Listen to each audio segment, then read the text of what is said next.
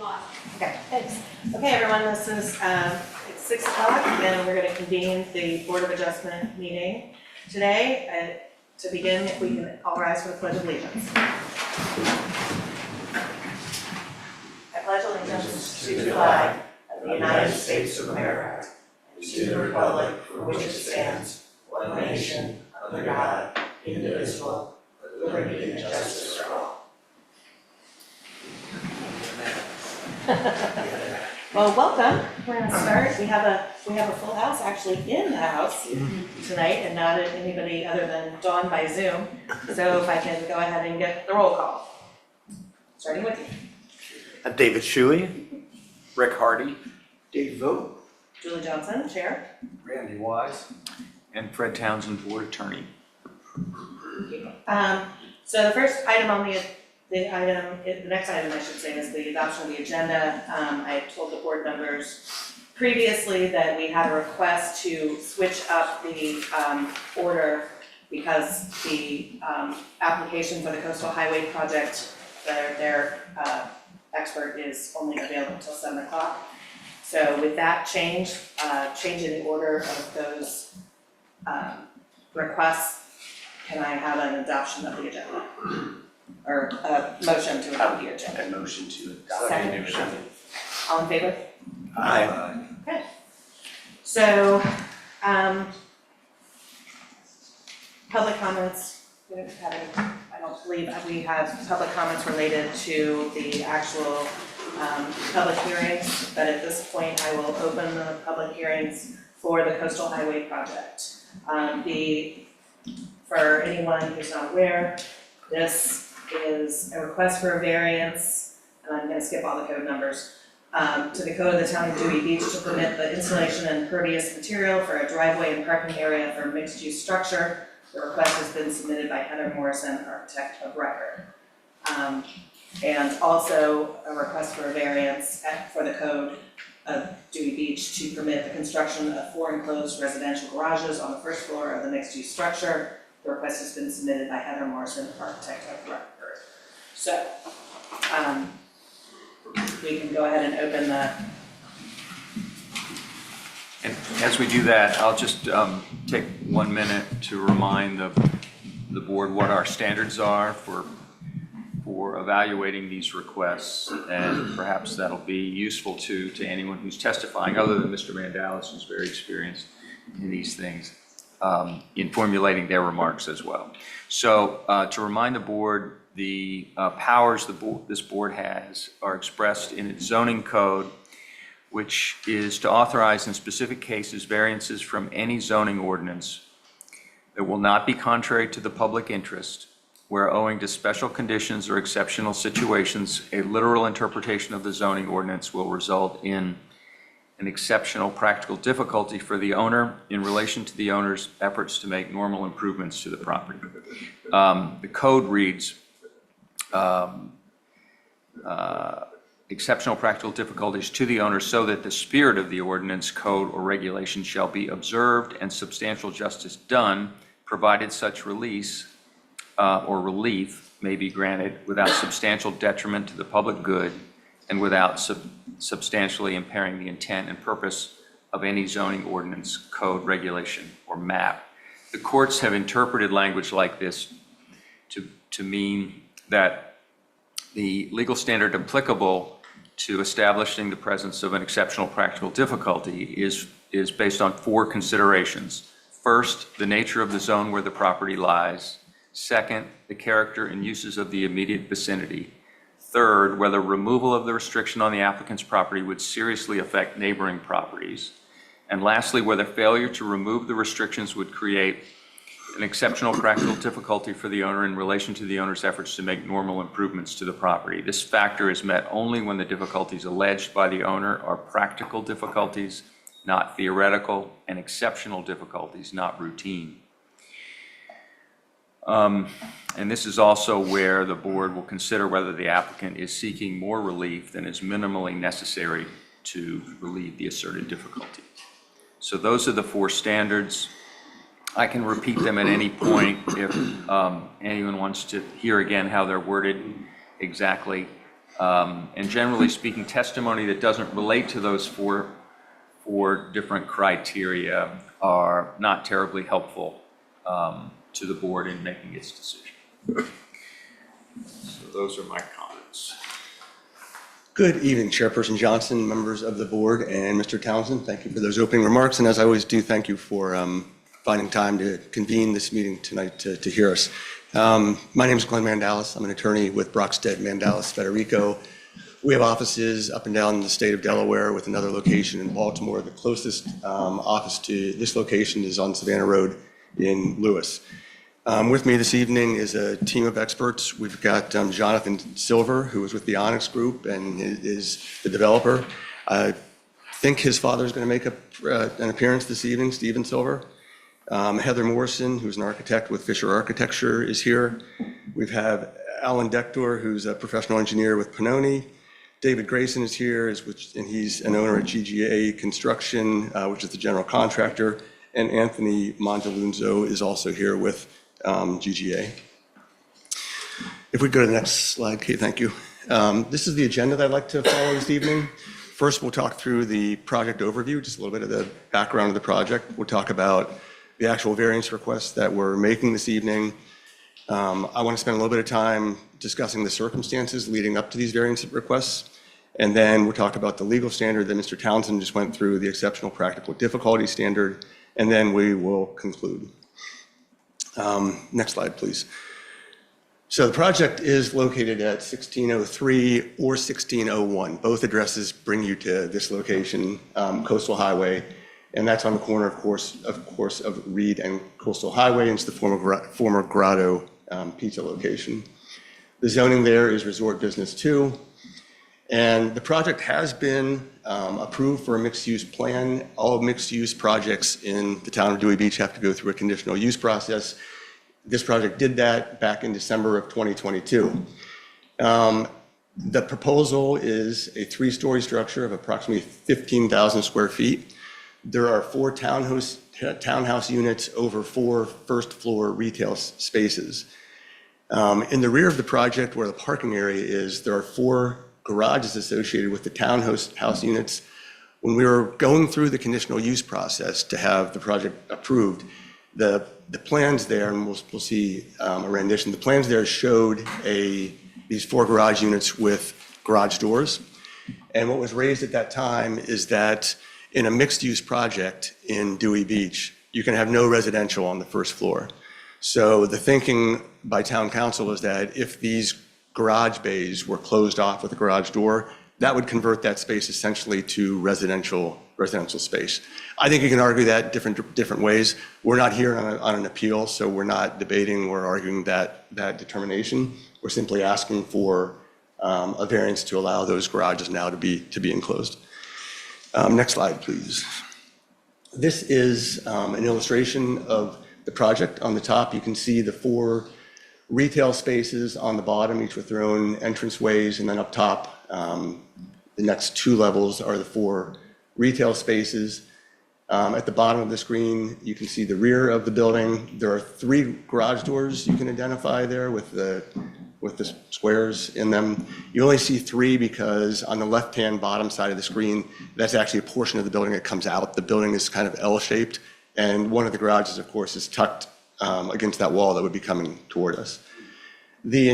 This is the back area where the parking area will be, so you can tell that these garage doors would open up to the parking lot area, and we'll see that on the next slide. So this is at the bottom of the screen, and up the right-hand side of the screen is the actual building. In the back is the parking area, which is at the top of the screen.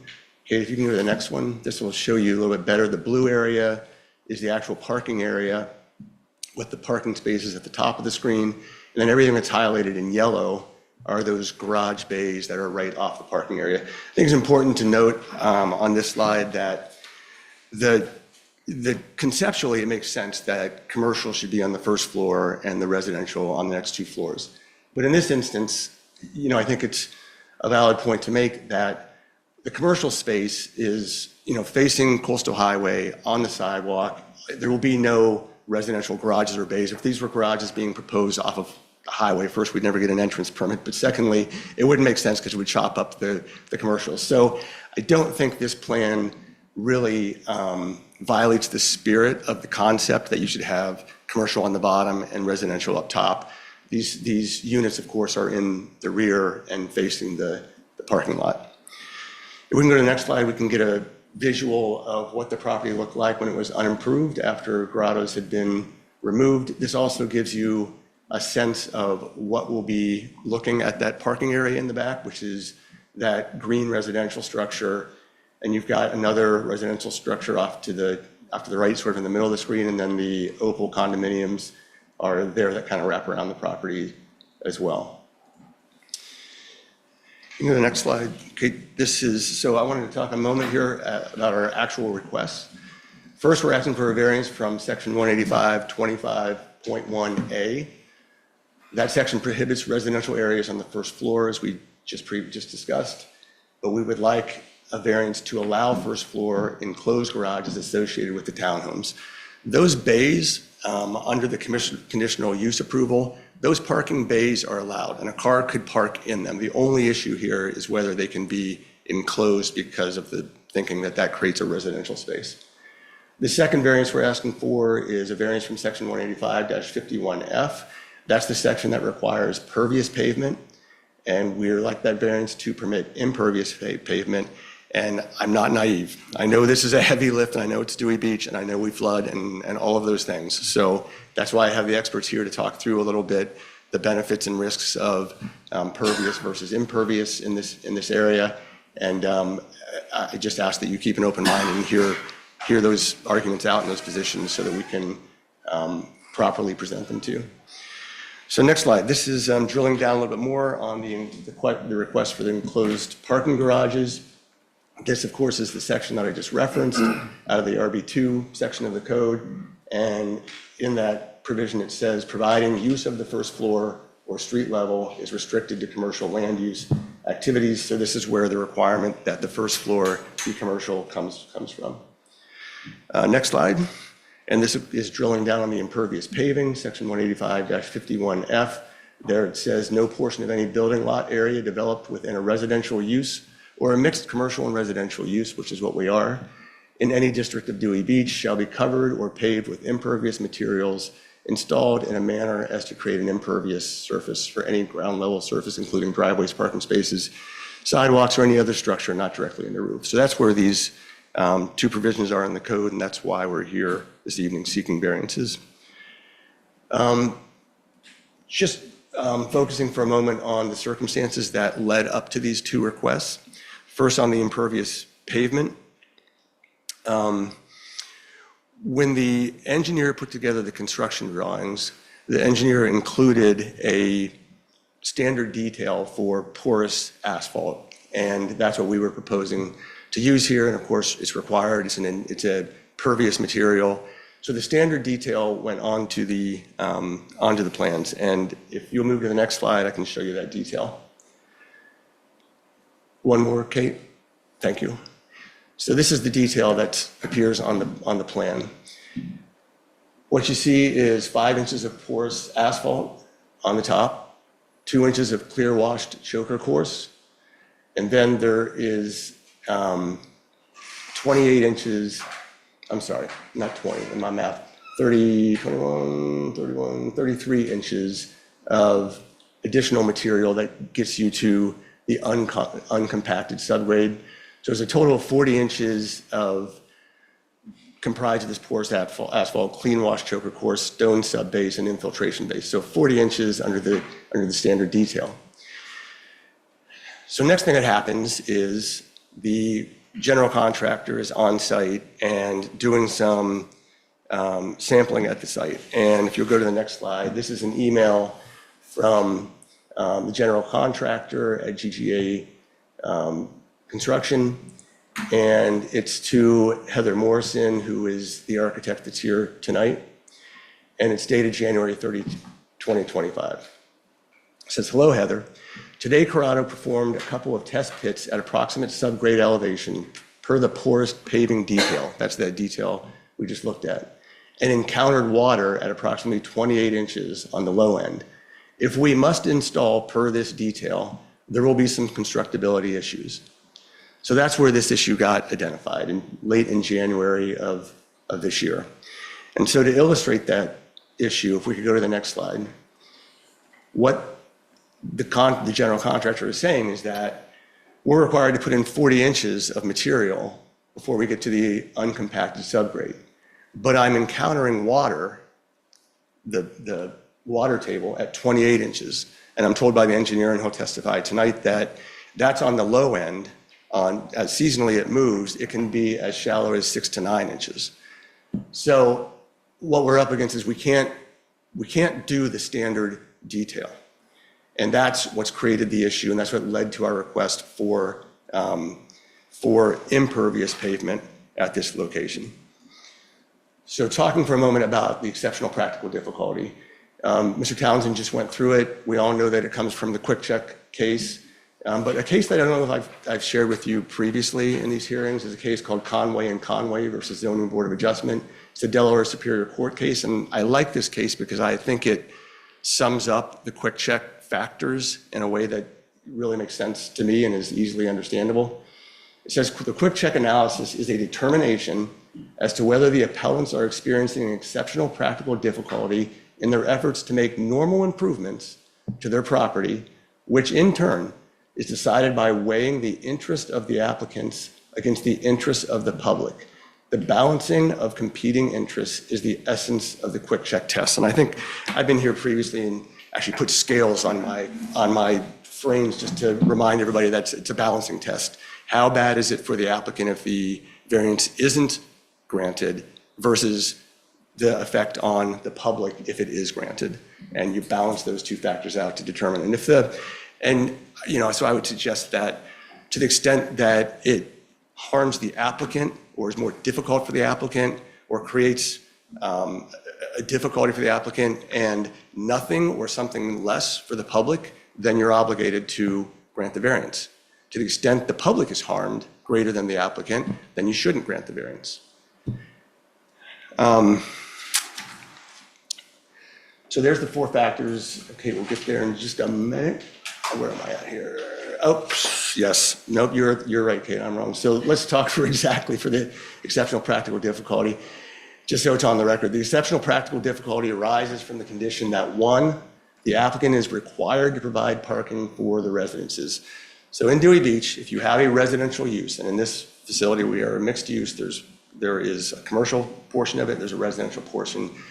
If you have a residential use, you are required to provide off-street parking, and we're required to do it here. So we're required to provide parking for the residents, but the least offensive option, in my view, I would submit, is enclosed garage parking, and that is arguably prohibited by the code. And garage parking is a normal improvement. Remember, we just looked at the cases. This is when you're looking at how difficult is it for the owner to make normal improvements. We're not talking about something weird and outside that he never saw in Dewey Beach before. This is a normal improvement. So that's where our exceptional practical difficulty arises as it relates to the garage doors. And second, as it relates to the pavement, given the depth of the water table, pervious pavement will not enhance stormwater management. And we'll explain a little bit more about that in a moment. It's based a little bit on the definition of pervious pavement that you find in the town's code. Here are the four factors that Mr. Townsend just went through. I won't read them again, but I will address each of them as it relates to the enclosed garages. So the first factor, next slide, is the nature of the zone in which the property lies. So the property here is in, I'm sorry, next one, Kate. So the property here is in the Resort Business 2 zoning district, where mixed-use projects are permitted by conditional use approval. That's the process that we went through. So this project is allowable in this zone, nothing crazy there. The residential portion of a mixed-use project is required to have off-street parking. So I look at this factor as being a little bit ambivalent. It doesn't really bode one way or the other to a great extent in favor of granting a variance or not granting a variance. All I will sort of submit to you is that we are permitted to have residential in this facility. We're required to have parking. So the idea of garages with garage doors don't seem to offend this factor in any way. The next factor is the character of the immediate vicinity and the uses contained therein. Structures in the surrounding area, in the immediate vicinity, utilize a mix of parking, both under the structures, enclosed garages, open parking lots. There are a number of different ways that parking is accomplished. Aesthetically, again, I would suggest that enclosed garages are a preferred approach, and the proposal is in character with the surrounding area. So this factor, I believe, weighs in favor of granting a variance. If you look at the next slide, I can show you, here's the right next door to the site. This is the Opal condominiums, and they have parking underneath the facility. We're not proposing that. I'd suggest that, that's probably at street level on the walking side is probably not the most attractive. It's an option that certainly works there. Next slide is a picture of the zoning map in this area. All the yellow represents the residential that is in and around this area. And again, we're talking about this vicinity and what is in the vicinity of this property. So you notice all the residential. The next slide will show that on Rodney Street, which is one street away, there are plenty of enclosed garages, and this is repeating itself throughout the town. And as properties redevelop, you're seeing more and more of the garages. So the point here is that the factor that I just mentioned, the character of the immediate vicinity and the uses contained therein, the immediate vicinity and the uses contained therein include enclosed garages. So I think this factor certainly favors the granting of a variance for the enclosed garages. The next factor is whether, if the restriction upon the applicant's property were removed, such removal would seriously affect such neighboring property and uses. So it has to seriously affect the neighboring properties and uses. And I would suggest that granting this relief only affects them one way, in that it enhances their view. I think that, maybe you disagree with me, but in my view, I would much rather look at a car enclosed behind a garage door than cars sitting in parking lots. So this would at least take 4 cars and put them behind an enclosure, and the neighbors would not have to be looking at them. So this factor, I think, bodes in favor of granting a variance. And then the fourth factor, whether, if the restriction is not removed, the restriction would create hardship for the owner in relation to his efforts to make normal improvements in the character of that use of the property, which is a permitted use under the use provisions of the ordinance. Again, the residential use is a permitted use. We're required to have off-street parking, and I submit that this is a normal improvement. Garage doors are not something that's futuristic. We've had them for a long time, and I think it's a normal improvement. So if the variance is not granted, and this is something that I think is interesting, the residential owners that will be living there will be deprived of enclosed garages when garages are permitted, not even with the need to go through a variance project, in the property immediate west, the adjacent property to the west of them. The next property that shares a property line with them is in the RR district. They're allowed enclosed garages without any additional need to seek a variance from this board. So I do think this factor also bodes in favor of granting a variance. I'll go back just one more time to this case and remind you that it's a balancing act, decided by weighing the interests of the applicants against the interests of the public. The balancing of competing interests is the essence of the quick check test, and I challenge you to tell me why the balancing here doesn't weigh in favor of the applicant. I see almost no, if any, detriment to the public if these garages are enclosed. Okay, moving on to impervious paving. Here's the 4 factors. Again, we won't go through them, but I would like to show you that detail one more time on the next slide. I'm sorry, it's not the detail. So this is the definition I wanted to talk about. In March of last year, the code was amended to add a definition of impervious. To my recollection, there was no definition of impervious previous to this amendment that happened in March. And the definition is a material or surface that allows water or other fluids to pass through it, and this is sort of critical language, I think, pass through it and infiltrate into the ground. So if you're going to achieve a pervious application, under the town's definition, it has to pass through whatever that surface is and infiltrate into the ground, reducing runoff.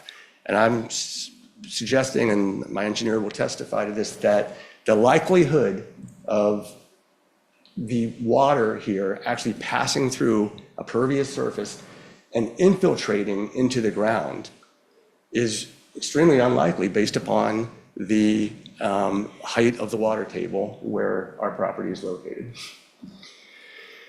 We'll go to the next slide. Here it is again. There are exceptional practical difficulties that we cannot install a material or surface that, under the town's definition, allows water or other fluids to pass through it and infiltrate into the ground, reducing runoff. Now, listen, like I said earlier, I'm not naive. I know this is a big deal, pervious versus impervious. So I challenged the developer, I challenged the engineers and said, what can we do to demonstrate that this is not an issue that's lost on us?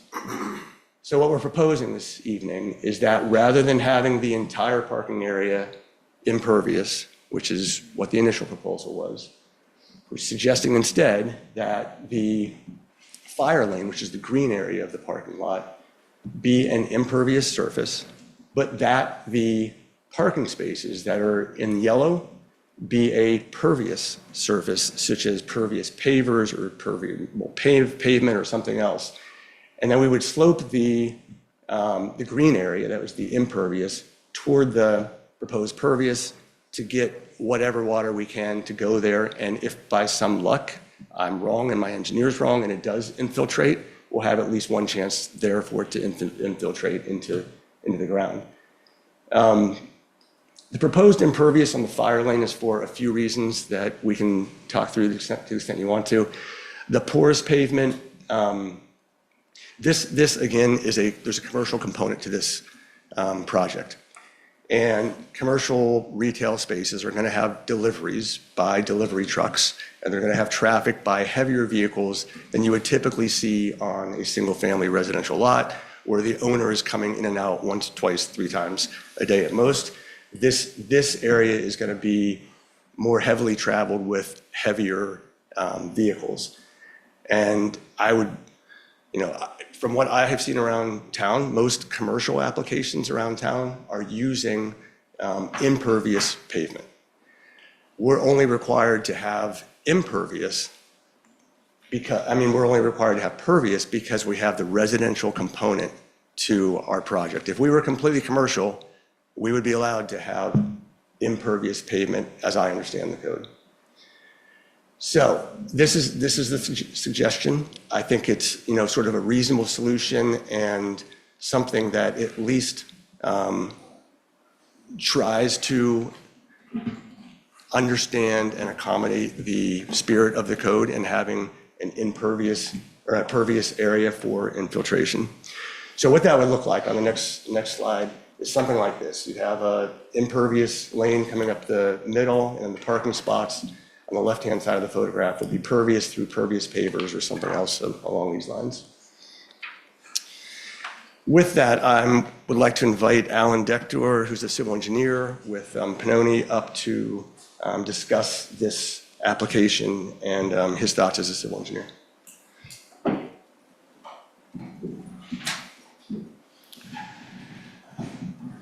Mr. Dector, if you would just start by giving us your name and an address. It could be your firm's address if you like, and then I'll administer the oath. Sure. Good evening, everyone. My name is Alan Dector. I'm a professional engineer with Pannoni Associates, and the address is 18072 Davidson Drive, Milton, Delaware, 19968. Mr. Dector, do you solemnly swear or affirm the testimony you give in this proceeding will be the truth, the whole truth, and nothing but the truth? Yes. You may proceed. Thank you. Just to give a little quick background on myself, I've been working in Sussex County for the last 20 years, specifically land development and stormwater management, along with everything else that goes along with land development. But just to give you that background. So with this project, as part of the land development process, just to give a little background, we have to get various agency approvals, right? SED, Fire Marshal, DelDOT. And as part of that, the Conservation District, which usually oversees stormwater management and erosion and sediment control, They have, for this project, it's for redevelopment, small properties, they have a standard plan application, right? So basically, if you're not increasing the impervious, the existing impervious cover of the property, you can seek a standard plan approval, which then basically you redevelop the site as is. There's no stormwater management implication.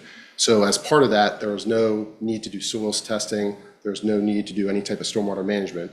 And then as we got farther along in the process to final approval with the town of Dewey, that's when the porous pavement was requested, and we added this detail to the plan. This is a typical detail that was added to show the graphic of what the porous pavement thickness should be. It's usually used, as Mr. Mandelis stated, to infiltrate the water. So what happens is the water, any type of porous material out there, pavers, porous pavement, the infiltration rate through that material could be anywhere from 50 to 150 inches per hour. It just disappears, right? But then what matters is what's below, the soil, right? Because if you hit a block, then it's nowhere for it to go. And what the concern here is once we got into construction, we found out the free groundwater elevation was only about 28 inches below. There's also a soils test that was done for the building, I guess for the structural foundation of the project. And in there, what the geotechnical engineer had said that the seasonal high, which the groundwater fluctuates down here, in some areas it can fluctuate, I've seen it as much as 5 feet. Down here, they had suggested that the elevation was 6 to 9 inches roughly below the existing ground surface. And our parking lot is roughly at that same elevation. So the concern is if the runoff from the parking lot goes into the ground and then it hits this, what we would call a limiting zone, there's nowhere for it to go. It's going to build up and then bleed back up through the porous pavement. And I guess the real concern is, the wet season is more the winter season, from, I guess, December to April maybe. So what happens is the porous material is a more fragile material than normal typical asphalt. And so if that water doesn't have anywhere to go, it sits there, just by the freeze-thaw cycle, it could break that apart a little bit. With truck traffic above it, could further burden it. So the concern is, that we put this down in a year or two, it could be completely turned to gravel. And there's a concern that we would have to continue to redo that over and over and over again. And really, if it does bleed back up, the water would work its way out to Reed Street and then down to the bay, kind of how the elevations follow. And there's a lot of, you can do a lot of research online for the pros and cons for porous material, where it's recommended, where it's not. And the concern, I guess, with one of our exhibit, the heavy truck traffic and the turning movements, because some DOTs out there across the country, they use porous pavement, but they're very concerned with like intersections where traffic would stop and go, turn, the wheels would kind of break apart the asphalt. So there's a lot of different reasons why this is just not what we feel is not the right application for this site. Just to give an example, we had the same conversation in Lewis. There's a property right across from the Dairy Queen from Lewis Beach, and they have the same kind of requirement. They want porous materials. And we went through this same process, and they ended up agreeing with us that it was not the right application for here. So they allowed us to change it to impervious surfaces. The concern with it being so close to the beach and bay area, there's a lot of sand. There could be a lot of it, if that all gets into the porous cracks and stuff, it could cause, just a blockage of runoff anyways. So there's a lot of different reasons why this really isn't the right application.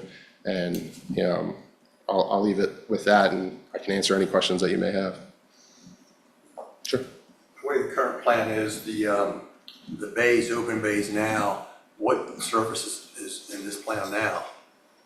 Is it concrete, is it asphalt, is it impervious? In the proposed, Right now, before any exceptions or anything, what is the current it's just material? a porous asphalt material. Poured asphalt into those bays? Yeah, porous. Oh, porous, it's porous. I'm sorry. Yeah, per the detail, the whole paved area, the drive aisle and the parking spaces is a porous material to let the water go into the So when you material. put the garage doors in it, you have to change that? Again, No, I I'm- think, we're talking about two different issues, okay, yeah, okay, two different issues.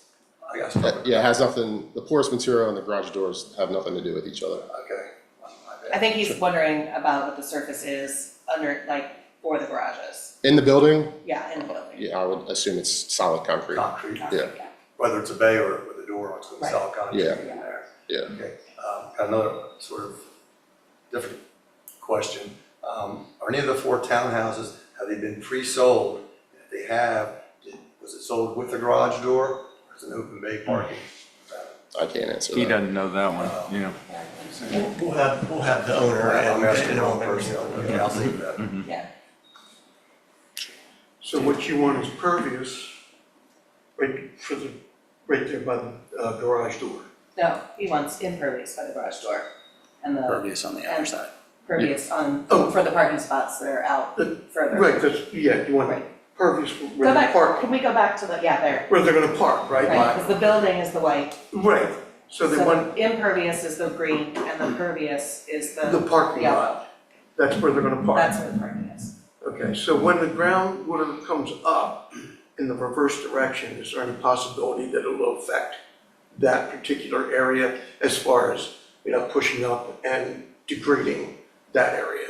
Yeah, even if we go with this plan, all the concerns I said.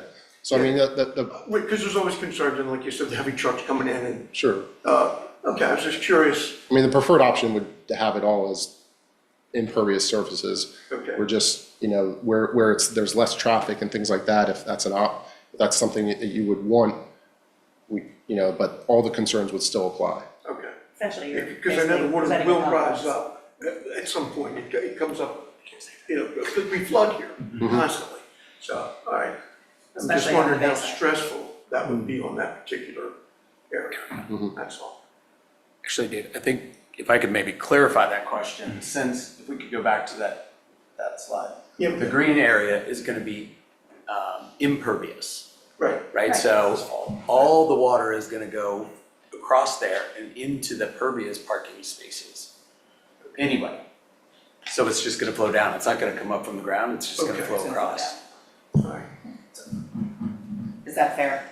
Yeah, I mean. Is that a correct Okay. assumption? So the rainfall would hit the green area and flow to the yellow area, but the groundwater itself during, the peak wet season, seasonal high, it could, Come up. yeah, it could come up. surcharge, and it's, everything here, it's all tidal influence and things like that, so, could all be impacted. Do you know where the test wells were taken? Where For- you sampled the depths of water? Oh, when the contractor found the 28 inches, Right. it was most likely in the parking lot area. I mean, Okay. it's a very small area, so it was in the parking lot area that they did the test bit. But exactly where is the question, right? Exactly where? Right, if we know, I think you said it fluctuates during the year, and I'm wondering if it fluctuates from location to location within the parking lot area. For this, no, there would be no fluctuation horizontally with the elevation of water. It's too small of an area there would be no change there.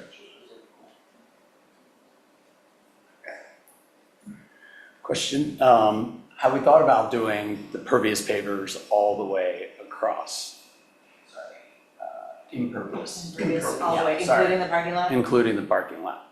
Because my concern is that it's gonna come off the parking lot, it's gonna go right in there, and if the water depth isn't deep enough to begin with to handle all of this space, certainly not the water coming off that fire lane is gonna be more than what those parking spaces can handle, so they're gonna flood to begin with.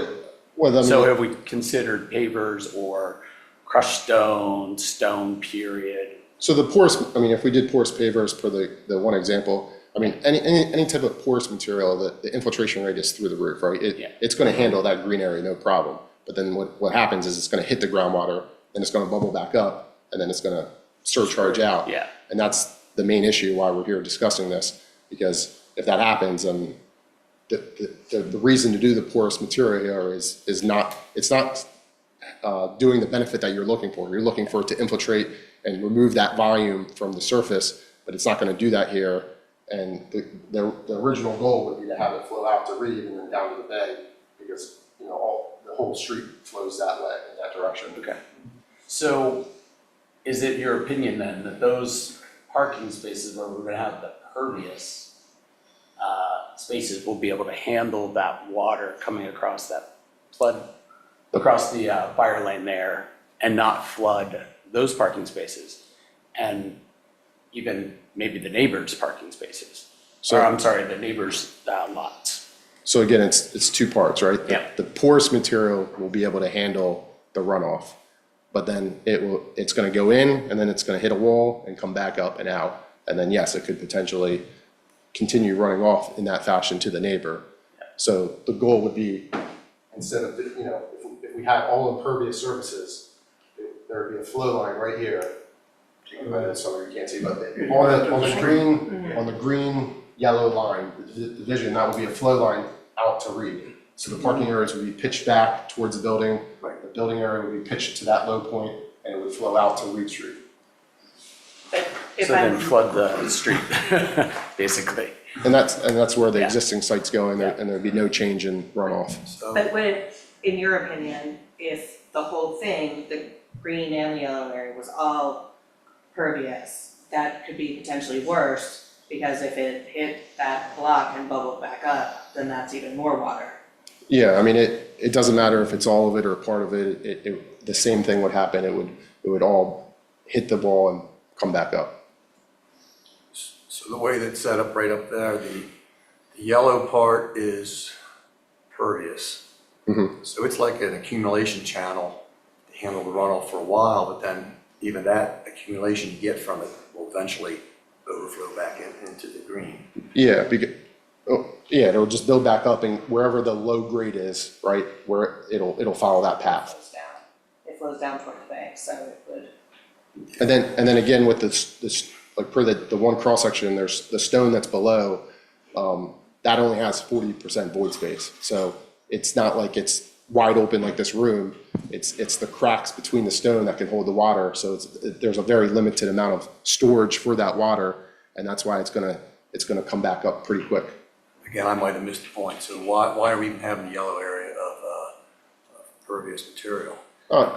Yeah, I can handle that because it's a big issue in Dewey Beach. It's a big issue to demonstrate that you're trying to satisfy the spirit of the code, which is when there's a residential application, there's a requirement under the code that you have a pervious surface. And again, I pressed the developer and his team and said, you have to at least demonstrate you're trying to satisfy the spirit of the code, which is to provide pervious. And that's why we went with this option. Again, our position truly is that there is not a pervious option that is going to work here to satisfy the code definition, which is it has to flow through the surface and infiltrate into the ground and recharge groundwater. The engineer is saying that's not happening under any pervious option here. Because of the depth situation. Hypothetically, if that whole area, if both those areas were impervious, what is the effect on the neighboring properties? You said pervious? Yes, no, I'm sorry, no, impervious. If both of those areas, the yellow and the green, were all, I'm just hypothetically Sure, asking the there- question. There would be no impact to the adjacent neighbor because the grading of that impervious area everything would be directed out to Reed.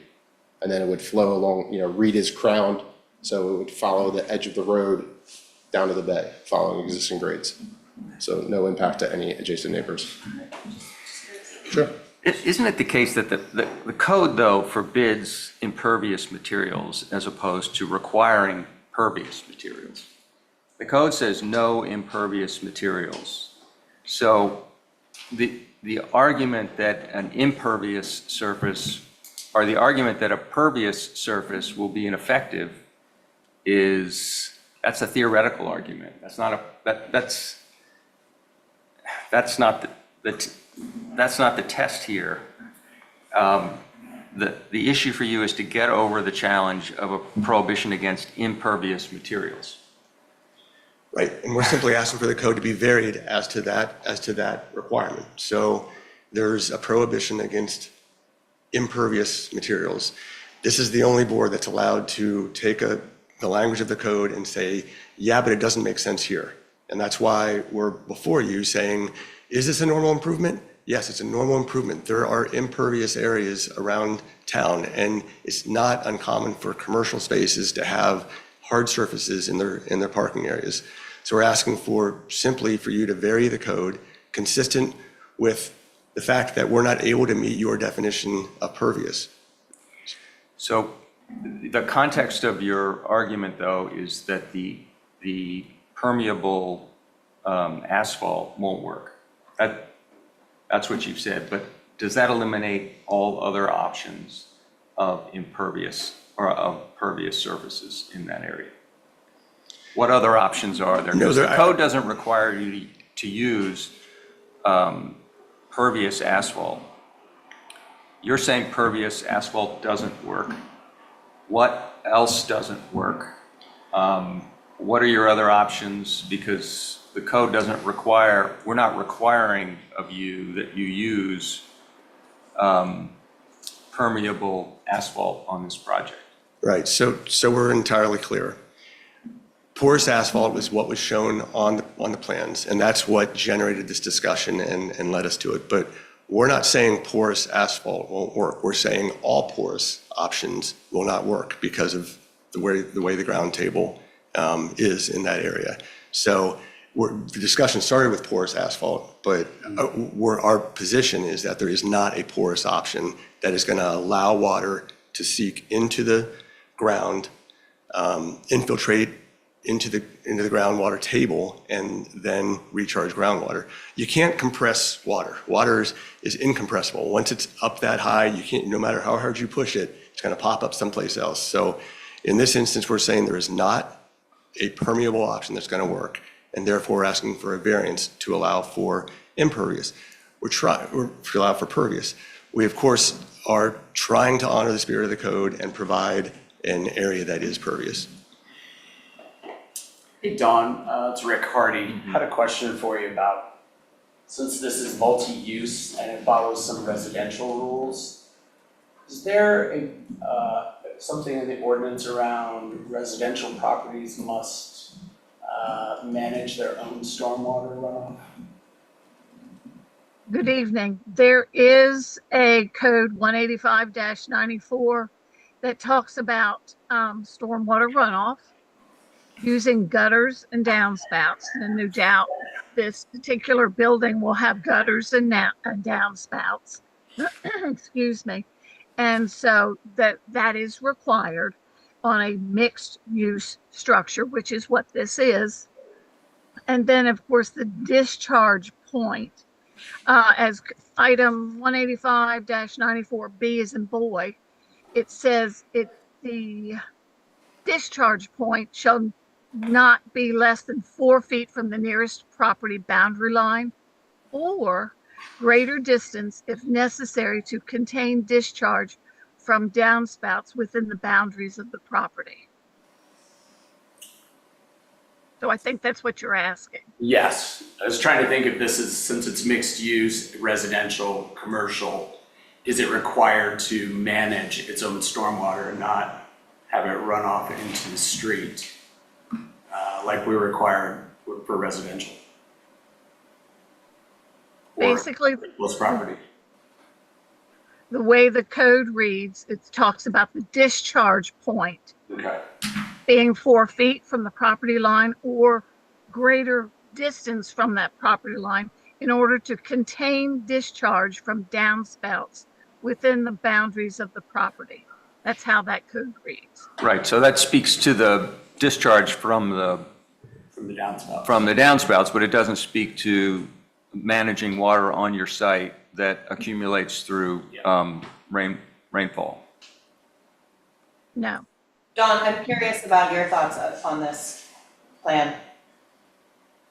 Well, I had to go by what the plan stated in the respect that they were talking about pervious asphalt being poured, and that would go along with our code. And so as the building department, building official, we can't go opposite or change that law for this. And that's where the board, you folks, come in. So unfortunately, I can't say this is good or bad. Okay.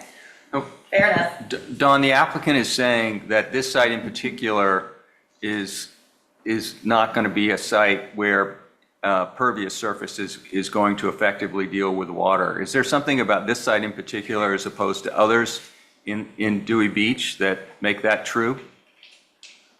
Well, just due to the fact that it is a very low-lying area, Reed Avenue floods quite frequently, much more so than other locations throughout the town, especially on the bay side. So it is a low area where the groundwater stands and so forth. I do not know. I'm not a soil scientist and so forth. But at the same time, water is going to be a problem, whether it comes up or comes down and sheds off one way or the other. So the town was not given any other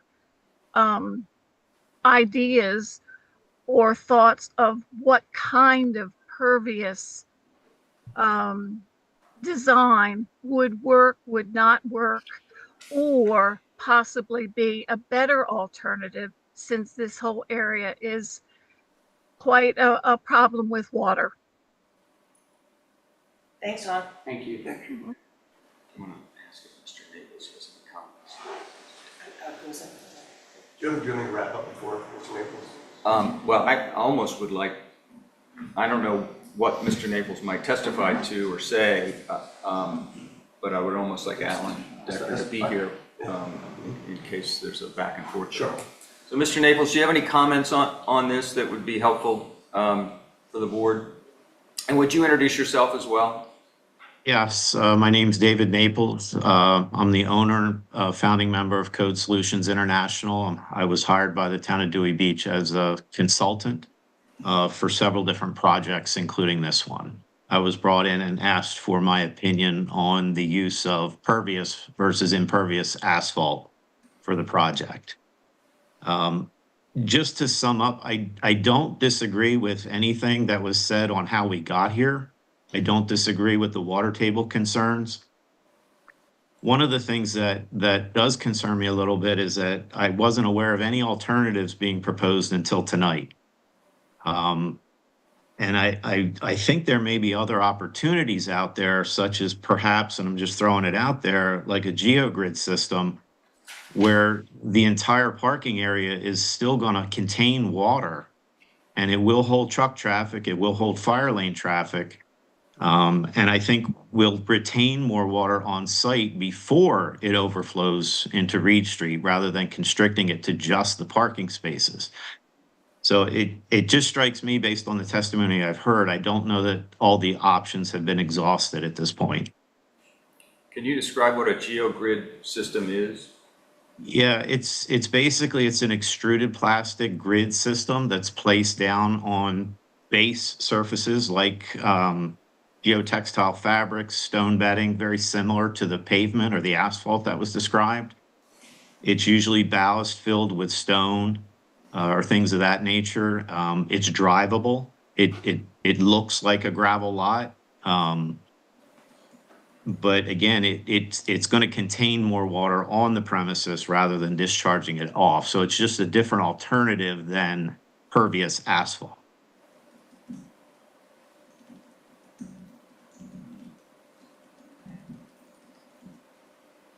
Do we have anyone else that wants to speak on this, not the garage, but this specific issue? I'll ask my Wait, experts. we have a I question another first. question. The pre-existing structure that was on that property was Grotto Pizza, and the square footage of pervious building, concrete and everything else, how does that compare to the square footage of what's replacing that with? And if it's an equal type water situation, it might make a difference. Sure. So as part of that standard plan process with SED, that is the main criteria you look at, is the existing, what we call curve number. It's the every different land cover, grass, pavement, dirt, they all have different values, right? So I don't know the metrics you guys use, like. Sure. So you calculate the grass area up, the impervious area up, and you get an average CN value. And in this case, it was basically an exact equal to each other. So that, as proposed on here? yeah, existing to proposed, comparing the Grotto's restaurant to the proposed multi-use structure and parking lot. The impervious cover was basically the same. So there's no increase in runoff, or, there's no change in Impervious yellow stormwater. part yet on there was your gesture, like, hey, try to do this, but But yeah, it's still gonna go in, Yeah. and what Mr. Naples say, I mean, sure, if you have some type of, if the seasonal high is 6 inches below, that 40% void space, I mean, it's not much, but sure, it can hold a little bit, but then, is it worth holding that little bit versus all the negatives that we kind of pointed out tonight? I was wondering if I could see this slide right before Mr. Decker's, Dector? Doctor, okay. Which one? Yep, that's the one. Yeah. What is the curve there? This is not from our project, this is just a graphic, that's Got it, it. just to show an example. We will not be doing any curves like that. No, yeah, you're just trying to show the difference between what the potential impervious versus the pervious would be, like, correct? Correct, just a visual. Yeah, gotcha. Could you just speak a little bit more for the record about, you mentioned gravel at one point in the context of what might happen if you installed pervious asphalt there, that it would turn to gravel. Can you speak on the subject of why gravel is not suitable? Is there something about this particular project that requires a harder surface than a gravel surface? So the main reason for gravel versus a hard surface is the fire lane, because the fire lane must be striped and signed. When I say signed, like the words fire lane that you see on the plan. So gravel is very hard to, it can't be done, right? The rocks will disappear. So that's the main reason why the hard surface is preferred or required basically for this, is for the fire marshal. And then, it's always, for, what's getting built here, it's aesthetically pleasing to have something a little nicer than gravel. Is a fire lane, is there like a minimum width of a fire lane or? In this case, it would be that entire green area that we were showing. Yeah, that's exactly my question. Is it just coincidence that the fire lane is the green area there and the yellow area is the depth of a parking spot? Or is the fire lane required? So the fire lane is, the minimum requirement is 24 feet wide, which is between the two black lines, which would be the difference between the yellow and green and then that other line. And as per the fire marshal requirements, the edge of the fire lane has to be 10 feet away from a 3-story structure. So that's why it starts out there. But, when you do building construction, or any type of construction, you want the water to go away from your building, right? You don't want it to come to your building, then you have tons of other issues. Mm-hmm. So that area would definitely, we would not want it to be gravel. We want to push the water away a little bit. But yes, that's between the words that need to be striped on the pavement and there would be 2 yellow lines on either side of the fire lane that would all be, need to be striped.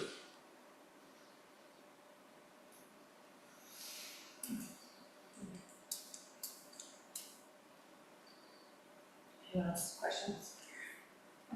Anyone else? The GeoGrid system thing, do you know what Mr. Naples was referring to, and is that a cost issue?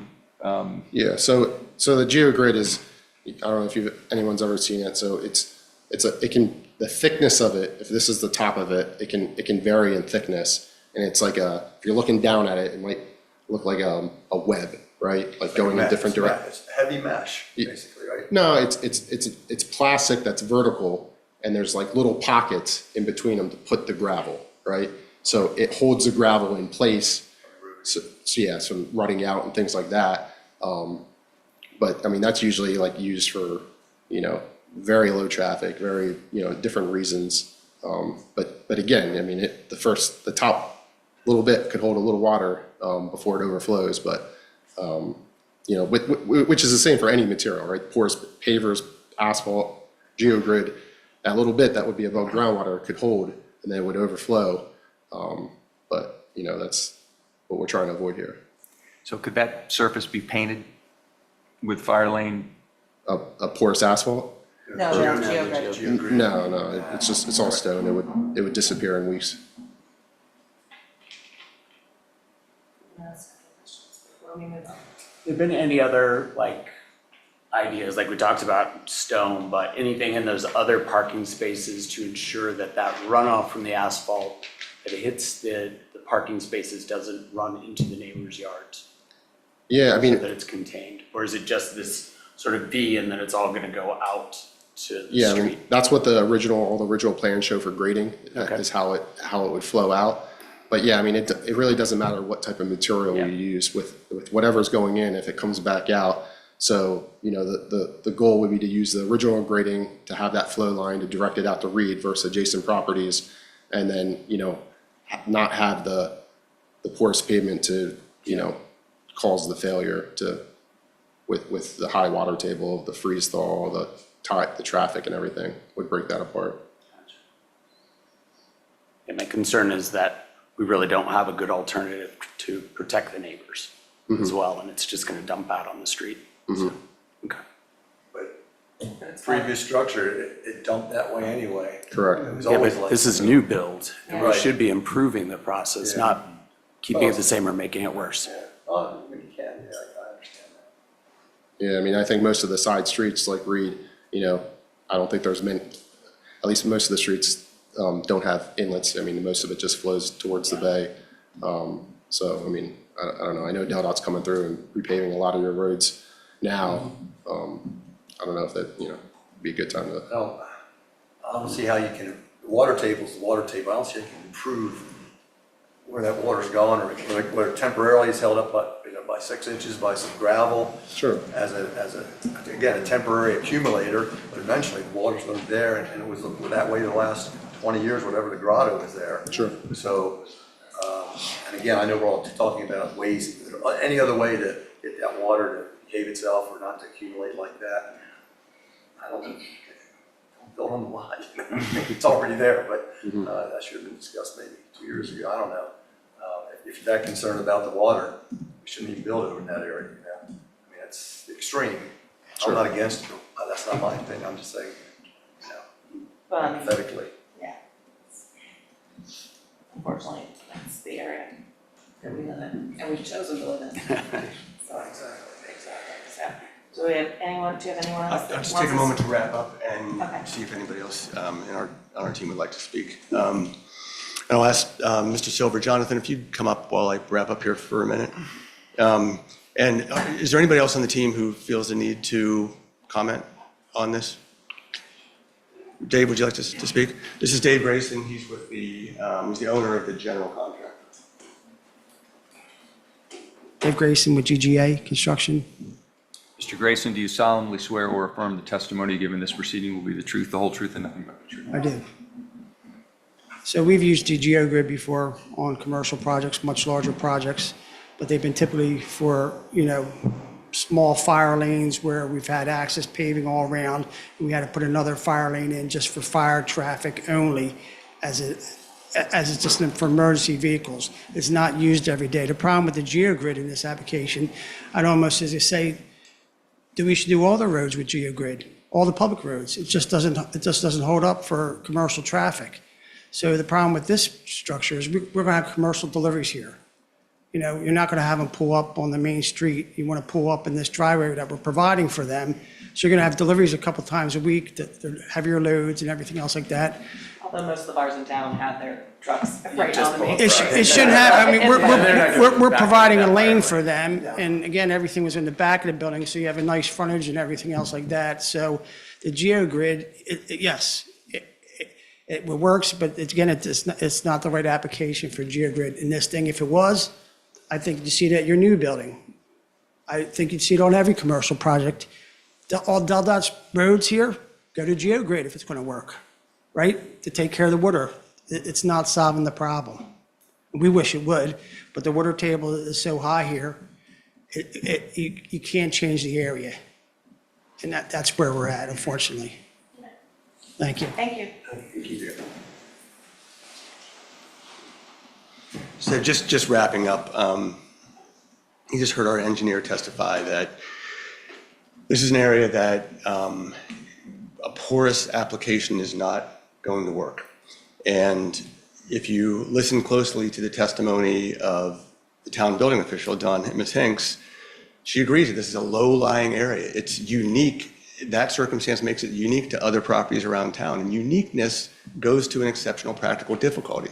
You can't make a normal improvement in this area that's consistent with the code based upon the lowness of this area. Mr. Naples, I appreciated him saying that he doesn't disagree with any of the water table concerns. So there's consistency in the testimony as to the fact that the water table is creating a real issue. Mr. Grayson spoke about the GeoGrid system and how that's not a real application that would work in this area. So the uniqueness of this property, the uniqueness of the water table in this area is creating an exceptional practical difficulty for this team to provide a project that is consistent with your code. We can all agree that porous materials are something we should use in a town like this where flooding is prevalent. But you've got to recognize in some instances it's just not the right application, and this is that instance. I'll go back to my last slide here. This is, again, the Conway case. You're trying to decide a variance. The quick check analysis is a determination as to whether the appellants are experiencing exceptional practical difficulty in their efforts to make normal improvements to their property. None of the improvements we've suggested tonight, garage doors and a impervious surface, are strange, unique, futuristic. They are all normal improvements. And you decide this by weighing the interests of the applicants against the interests of the public. The balancing of competing interests is the essence of the quick check test. Here, you heard testimony that if we use a pervious or impervious surface, nothing's probably getting better, nothing's getting worse. So the harm to the public is not increased in any way. But you heard that the harm to the applicant is in that there's maintenance issues, we can't stripe the lane, there's it gets plugged up, and just there's a whole host of things that work against the applicant if they're required to use porous pavement that in the end will do nothing to help stormwater management and nothing to help groundwater recharge. So balancing the interests of the applicant against the interests of the public demonstrates that an exceptional practical difficulty exists such that the applicant should be granted the relief to enclose the 4 ground level garages and utilize impervious pavement, and we respectfully request that you do grant these variances. And I'll ask Mr. Silver just to come up, and if there's anything you'd like to add, you may, but I just wanted to ask you this one question that you've heard, the remarks that I've made tonight. Is there anything that you would change, and if not? Make sure you I'm need sorry. to be sworn before you make any I'm sorry. comments. So name and address, please. Yep, Jonathan Silver, 21393 Bald Eagle Road, Rehoboth Beach, Delaware. Mr. Silver, do you solemnly swear or affirm the testimony you give in this proceeding will be the truth, the whole truth, and nothing but the truth? Yes. And I guess before I ask that question, there was a question earlier. I don't think that it really should impact whether a variance is granted or not, but there was a question about whether there are any contract owners requiring garage doors on the base. No. So, Mr. Silver, you heard my remarks this evening. If you'd like to change anything, you're welcome to do so. If not, do you adopt my remarks as your testimony? I do. Thank you. Thank you very much, everybody. I'm sorry. Well, I guess I have a question about the garage doors. Let's finish this first. All right, and so then that's we'll what do I'm water not sure table and then about. we'll do garage. Yes. I just want to make sure that we weren't. No, we're Okay. not forgetting the garage doors. I Okay. just wanted to, let's do one thing at a time. Are there any questions that I can answer? So I guess if there are questions about the garage door, now that it sounds like we've kind of finished this issue, so what's your question about the doors? Well, if you could go back to the blueprint or the plan for the development, do those parking spaces have access to the residential units? They do have access through those bays to the residential units. I understand it, yes. Through a There's not a staircase or an elevator? Yes, or- staircase. And is that in a separate space than the parking space itself? No, so here's if you can kind of approach that one. Yes. Mhm. You can use that mic too, I think. if- I don't know if it's on. Oh, it sounds like it's on. It is on. So this is a residential garage bay here. And this is the stairs. These are the stairs that would lead right off of the bay up the stairs to the second floor. So, for the other parking spaces, there's another staircase? Same, yep, same. Here's this one, and there's the staircase up to the second floor. That's that garage bay, and this is the staircase up to that second floor. So there are 2 staircases in the entire complex? Or there each There is a townhouse staircase, has its own? every residential unit has its own staircase. Okay. Other than it looks as though the fourth one doesn't because, or I guess it does, actually. Using the other. Yeah. So are the garages underneath existing? Yes. Yes. Okay, so you don't have to put a roof on the garage because the second floor serves as the roof for the Correct. garage. Correct.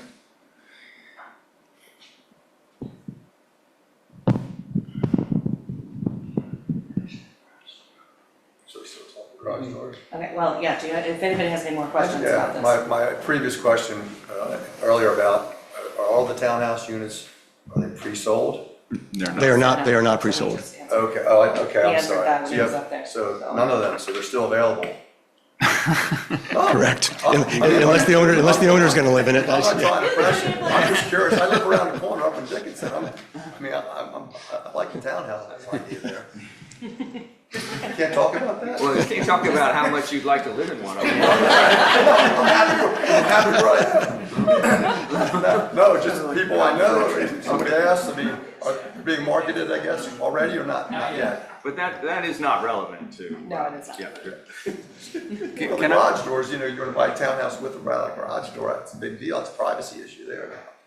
So it is an issue. And it's an expense issue for the owners, and then it's, of course, an asset for someone coming in. I think it's a big deal. So either way, with regard to the garages, there's going to be an impervious surface that serves as the floor of the garage, either way. That's correct.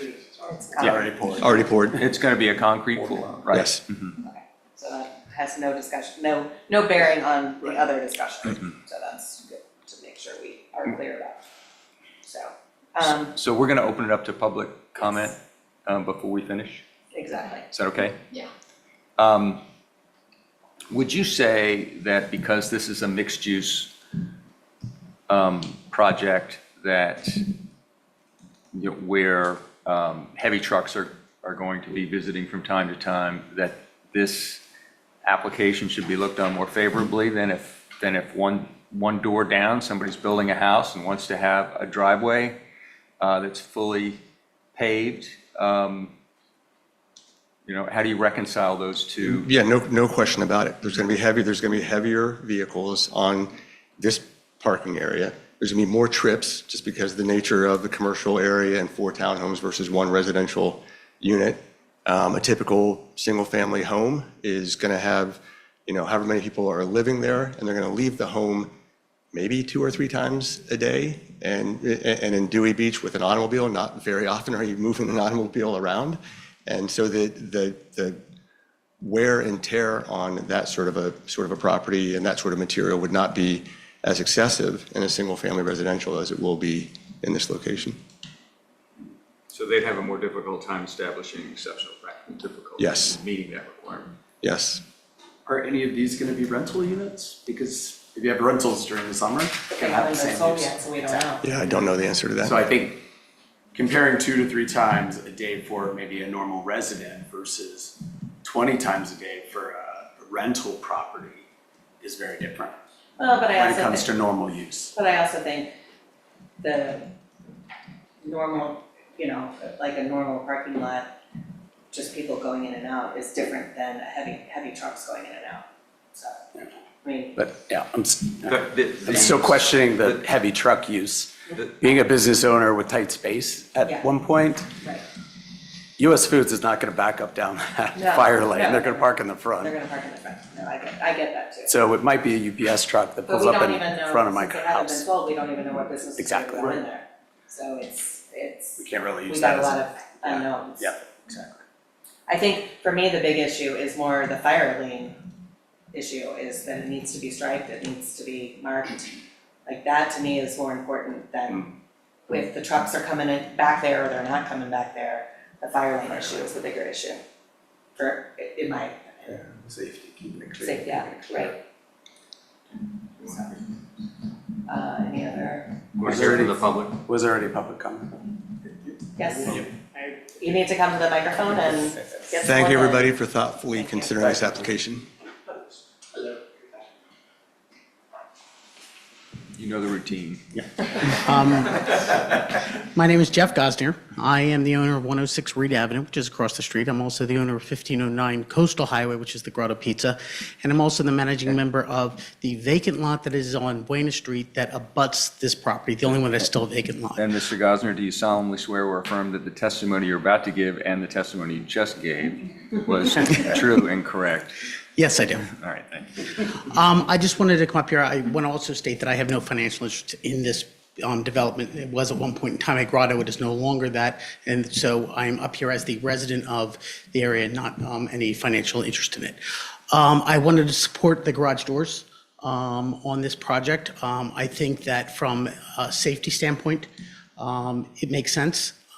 And also from an aesthetic standpoint of the people being across the street, we do have a direct line into that. And also the vacant lot that I will be building a house on behind it, that will also have a direct view of it. I think that if we can do garage doors there, that would be something that I would be fully supportive of as a resident and as the neighbor in 3 different properties of that. The second part that I would like to say is that if there was a way of putting the, make sure I call it right, the impervious lane there that would do anything that we can to keep any of the commercial traffic that can be off the street. I will also tell you, full disclosure, I'm one of the problems. Grotto is, we do have some, although we try to do it overnight when we can. But any of the traffic that we can keep off of that street by having some type of impervious surface there for larger trucks to go through there would be very beneficial for the street and for, myself. So, all right. Thank you. Thank you. Any other public comments in the? Can I just do it here? I Or suppose. I can go up. You could do that. You can do it then, as long as you get sworn in. Okay. My name is Ellen McIntyre with the Cape Gazette. Just give us an address. You can give us the Cape Gazette address. Oh, I don't even. 24313 Zinfandel Lane. Very good. Okay. Do you solemnly swear or affirm the testimony you give in this proceeding will be the truth, the whole truth, and nothing but the truth? Yeah. Yes. I just had a question to clarify. So the parking spaces in the yellow area where the pervious material is being proposed, the applicant is not requesting to enclose those with garages, right? Those are just, okay. The garages are just for the spaces connected to the, okay. That's all. Thank you. Do we have any other public comment that's within the guardrails? Do we have any public comment? Do we have anyone coming in? Yes, David Moskowitz is first. Okay, Hi. David Moskowitz, full-time resident. David, you need to get sworn in. Address, Yep. please. I swear to tell the truth.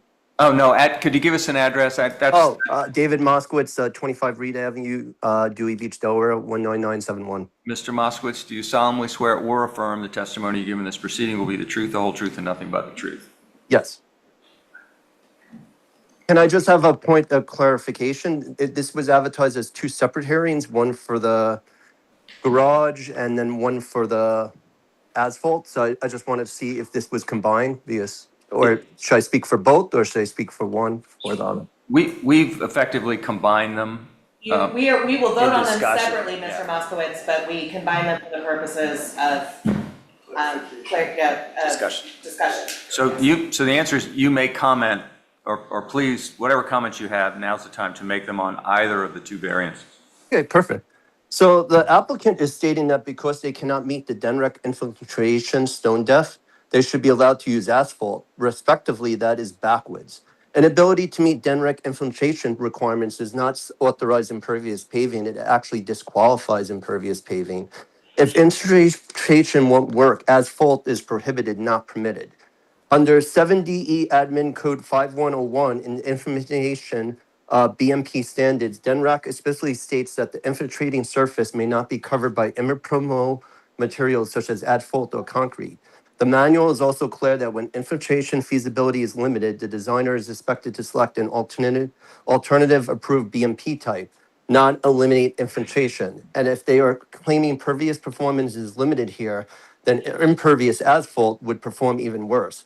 It increases runoff and eliminates infiltration entirely. So poor infiltration is not an argument for asphalt, it's actually an argument against asphalt. And if the applicant wants to change the paving standard itself, that belongs before planning and zoning, which has technical knowledge and jurisdiction, not this board. That would be a policy amendment, not a hardship. The Board of Adjustment role is not to redesign code standards, but to grant relief only when truly exceptional practical difficulty exists. There are DENRAC-approved alternatives such as pervious pavers and GeoGrid, which is a road rate project, not like a gimmick, and it can be marked as a fire lane. Those alternatives exist, therefore this is not a hardship. Under Delaware case law, increased cost or preference does not meet exceptional practical difficulty. I, along with my family, live across the street, and when my complex sought asphalt previously, and where a mixed-use complex would have more traffic than they do, including commercial, we were told pervious was the only compliant option. Consistency matters. If asphalt is granted here, every similarly situated property would then have the same claim. The law says fix the design, not abandon pervious. And that's on the first subject. On the second subject, garage doors turn a commercial frontage into a private residential bay. That is an impermissible conversion. If the intended use is parking, there's no functional need for garage doors. This is also a flood-prone area, as was testified, and open ground level spacing is a resiliency feature, which the town has a resiliency committee I'm aware of, whereas garage doors trap water, sand, and debris. And living across the street full time, I am attesting there are no public safety conditions that would justify this change, which is what their reason was. So there's no hardship. Other applications along this corridor have been denied similar requests. The town did grant one request for Jeff, who just testified before me, to be able to rezone his house from commercial to residential because he was off Route 1. This is actually on Route 1. Again, under Delaware case law, a variance cannot be granted where the hardship is self-created and where reasonable alternatives exist. Leaving the bays open as already required under the conditional use approval is a reasonable alternative. Therefore, this is no exceptional practical difficulty. Thank you. Thank you. And just to add, I believe my HOA also sent in testimony. Thank you. If they have, we have not received anything. Kate, do we have anyone else that? There's someone joining by phone number ending in 3291. I don't know if they want to make comment. But That's Tim Parker for the next, Discussion. Perfect. Discussion. Okay, then that's it. No, we're good. That's my husband. Okay, good. Do we have anyone? Julie, just a correction, there was a letter sent in from Seabreeze Village condominium. Oh, I thought that was about, sorry, I thought that was about our second. Yeah. I misread it. Seabreeze. Okay. Okay, so I will read this into the record. So my fault, I thought I was looking at them for the other application tonight, so my apologies. So the public comment is to the Board of Adjustment. We are writing on behalf of Seabreeze COA, located directly across from the proposed development, 1601 Coastal Highway, currently under review. We appreciate the board's commitment to thoughtful and consistent enforcement of town code and development standards. Variance use request, use of standard asphalt. It is our understanding that the town has prohibited the use of standard asphalt in similar mixed-use settings. Our HOA previously inquired about installing asphalt within our development, and were informed that such materials would not be permitted. If the board is inclined to approve this variance for the applicant, we respectfully request equal consideration for our community. Consistency of how the code is applied is essential in preventing the appearance of preferential treatment. We are also concerned about the potential stormwater implications of substituting asphalt in place of the required pervious materials. Due to our close proximity, any increase in runoff or flooding could adversely impact our property. Variance request, addition of garage doors. The applicant suggests that garage doors are required for safety and security. We wish to note that many neighboring communities, including ours, utilize open carport style parking without experiencing such concerns. Garage doors do not appear necessary to ensure a safe or secure residential environment. Furthermore, we observe that the claimed hardship originates from the developer, not a future resident. We respectfully suggest that requests for relief under these circumstances be subject to heightened scrutiny. So that is that comment. I will note before we go into any further discussion that because of this comment, that this is not a board that is that sets precedents. We take every comment on every application on a case-by-case basis. We do not set precedent when we make decisions. So if we make a decision in one case, it doesn't necessarily mean we're gonna make a consistent decision in another. It's all case-by-case, it's on the implications on that. So I just wanna be clear. Very fact specific. Thank you, Fred, very fact specific, because I don't want anyone to think that if we make a decision one way or another, that we're setting a precedent, because that is not this board's job. We make a factual decision based case by case. So just want to lay that out there. And this board also can't grant variances from state law or DNREC regulation, which was cited to by one of the commenters, right? So I don't know if Mr. Naples or Ms. Hinks want to add anything in response to that, but if there are other legal prohibitions against doing what the developer is asking us to do for them, provided we grant the relief that's requested, it does not grant relief from any other code which would prohibit.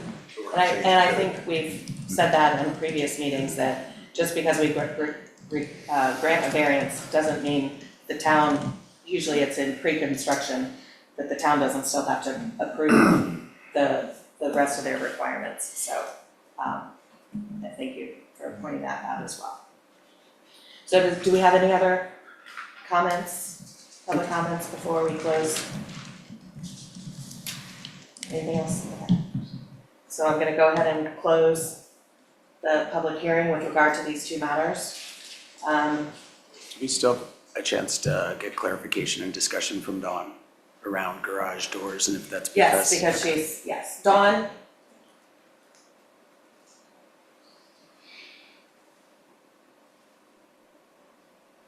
Got a question? Yes. Yep, sorry. On the garage doors for this mixed-use space, is this requirement in our code due to FEMA requirements? Or can you just give me a little background why we allow it on residential but not on mixed use? Well, this particular code, because this structure is a mixed use structure, and excuse me, in table 2 talks about mixed use structure, the first floor shall be 100% commercial. It's been that way for many a year, that it shall be exclusively used for commercial land in this first floor area. And so when the commissioners had their meeting about this project back in 2022, they, and I'm looking at some notes that I have, that they said that they would approve the site plan with the modification that the residential garages are not enclosed.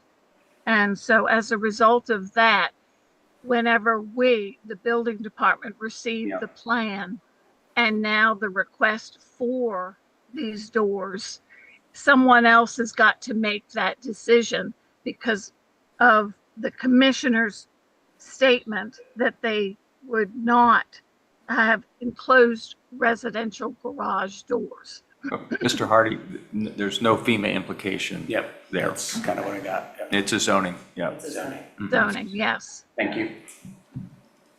I have to say, I mean, personally speaking, I don't see that enclosing a garage makes it. What is the reason for them not wanting a garage door? Well, basically the commissioners determined that it made it residential on the first floor, which is, and since it's mixed use, it has to be But it's really not a first floor. It's a parking area. It's a parking Yeah, nobody's. But it's living in that area. enclosed. But it's enclosed. It will be enclosed. Well, It's still not a first floor. Right, but the code, I think the code can fairly be interpreted in this circumstance to forbid a garage which is constructed for a residential purpose. It's not constructed for any kind of commercial purpose. It's not there for the first floor, it's there for the second floor. It's not the same thing, you're quite right, and I think that might cut in the applicant's favor, that it's not the same thing as a residential area that would provide a dwelling for someone. Right. So that's the distinction, but even so, because that garage is like ancillary, that garage it built is ancillary to the residential uses, it's a residential use itself, which is forbidden by the code on the first floor. While we're on this topic, let's keep discussing this and then we'll move to the other. I'd like to keep it as kind of as clean as we can. Yeah. So any other comments as far as you're concerned about the garage doors and your thoughts? I just think that garage doors shouldn't be a big deal. I think aesthetically it will look nicer than a big open bay. And there's residential houses there, they all have garage doors on their parking spaces, most of them do. And it would just fit in with that area. And again, I know it's a commercial residential mix, that part facing the back and facing other residential houses. If I'd lived back there, I'd rather see some nice garage doors than just open like what's in there, that dark cave-like area. I don't know. And somebody pointed out, I think the attorney did, about if you look under the opal, that looks hideous. The raised thing, it's just a big open cavernous type space. Aesthetically, it just it doesn't look good. Well, and- so I don't know. I just think I don't think it's a big deal. But And let's talk about the quick, check conditions, because that's what we need to base our decision on. So the exceptional practical difficulty, the nature of the zone, obviously, this is a mixed-use zone. The character use, it's right there, and as you pointed out, even though the front part of the building will present as the commercial, but the back part is residential. And as we had a public comment about the fact that it would be more beneficial to them to look at a door than, a car and whatever's in there. And so will that, would the removal of the condition affect the neighbors in a positive or negative manner? It sounds, according to the only public comment we had, well, not the only public comment, but the public comment by the neighbor that sits right behind the property, that it will positively affect the neighbors, not negatively. And I will note that Mr. Moskowitz lives across Coastal Highway on Reed Street, not on the bay side. On the same side, yeah. So I will just note that for the record. And failure will place an exceptional practical difficulty. I don't know that not having a garage door it doesn't ruin the project, but it substantially places an impact on the aesthetics of the building so I think it does to some extent. For improvement's sake. For improvement's sake. Yeah. So anyone else have any comments on what I just said? I mean, if I lived there, I don't want to drive up and down the street and see Joe's Grill out back underneath it in a bay, all this beach stuff in there 4 times across there. I think it would look nasty. And the people who use the parking back there to walk around up to use the commercial spaces, they would see everybody's junk in the garage, in the bay. I'd rather have a nice flush garage doors there. Just, again, and I don't think it's a conflict with the neighborhood. I think it's congruent with the neighborhood. The garage doors are there already, so. David, any additional comments about that? No, I mean, my concern is just, we see this in other cases, I think, that people turn garages into bedrooms, and it is on a first floor, and it is supposed to be commercial. They got an exceptional use for that. But I think the garage doors, The town zoning. meeting with the nature of other residential buildings in that area. other than maybe condos. No,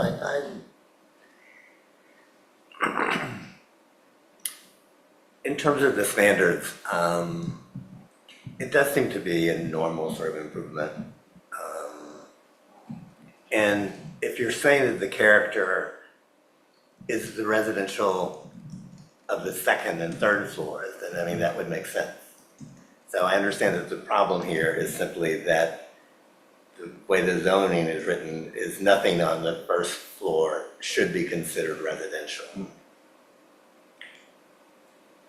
And to your point, like if someone tried to make a garage, that's where zoning comes in and says. No. Yeah. We know how If that they works. discover that, We if know they how that discover works that, that's a sometimes. I have problem. a question. Is the carport, what is it considered? Commercial or residential? A carport? Yeah, what's it considered? Well, it depends on what the principal use is. I mean, I suppose you could have a carport on a commercial property. Right. But if it's attached to a dwelling, then it's a residential use. Dawn, before we conclude the remarks about these garage doors, do you have any comments? No, this would be your decision per the zoning regulations that state a mixed-use structure has to have the first floor 100% commercial. So your decision would be toward the zoning code. So it'd be a variance in the zoning code of regard. It can being considered a residential purpose versus a commercial purpose. Yes. So anyone else have any comments before we? Okay. Does You want to anybody- ask for a motion? Yeah, that's what I was just about to do. Does anybody have a motion? A motion on which part, both? Just on the garage. Garage. Okay, so we're just right now talking about the parking structure and this is actually on the agenda. It was initially Roman numeral 4 about the enclosed residential garages on the first floor. So does anybody have a motion with regard to that? A motion to accept that proposal. So to grant the variance. For that, yes. Okay, For the garage door, yes. does anybody have a second? I second it. Is there any discussion? So, I know, I'm gonna go there. well, I know, but we're talking about garage doors, but there are walls also, are there not, that are involved in this? I think they've already been, the wall's already there. It's Yeah. just a matter of, my Just putting understanding the is door. just putting the door on. Isn't that correct? Is that right? Okay, Yeah, all right. the Okay. door, the walls are already there. It's a carport. It's just a matter of allowing the garage door. So I've got a second, so do we have any discussion? And, Could we, I was just about to. yeah, could we, State why. make it, well, we certainly are going to, I'm going to ask you to apply your quick check factors to your reasoning, but I don't think, it's not a question so much as having a garage door, it's having a garage at all. So I think, I don't want the motion to be limited to the garage door, I want it to encompass the. So it's enclosing it with a door to make it, To having a make garage it a at all, garage. yeah. okay. Or having a carport, because that's residential, whether it's a door there or not. It's still gonna be But part if of they the make it a residential, garage, they so. can't make it a room. Maybe it's not a garage until it gets a garage door, I'm not sure. I don't So, know the but verbiage, the question, the applicant wishes to have garages on the first floor of a mixed-use facility where they're prohibited by the statute that the applicant cited to. And it's a variance from that the applicant is seeking. And I believe that's what you intended in your motion, is to Yes. grant a variance to allow a first floor garage. In a mixed-use facility. Yeah, Yes. thank you. And you are Second, seconding that. exactly Do we have as any stated. discussion on that? Further discussion? So based on do we need to state that in the motion, or can we just go back on the comments that I we've think- already stated? Well, I think you need to ask for a vote, and we should go around the table, and each of the members who vote need to give their reasoning. Now, they can cite to statements that were made by others or by themselves earlier, but it'd be best if they So if there's no further discussion, take a vote, all in favor to the motion? Well, Aye. What? Okay, that's fine. Aye. To the motion.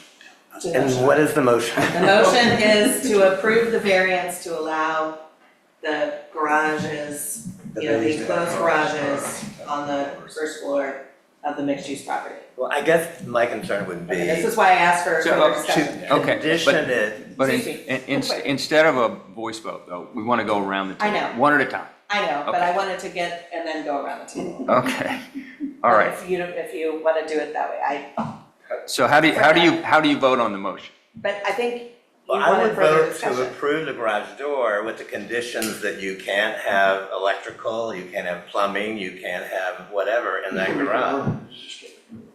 But I don't know if that, Well, you you can need a lot- condition you need the ceiling lights. approval to that, with that. Well, with those that things caveat. need they need additional, permits by Building the town. permits. Mhm. Building permits, thank you, I was losing my words.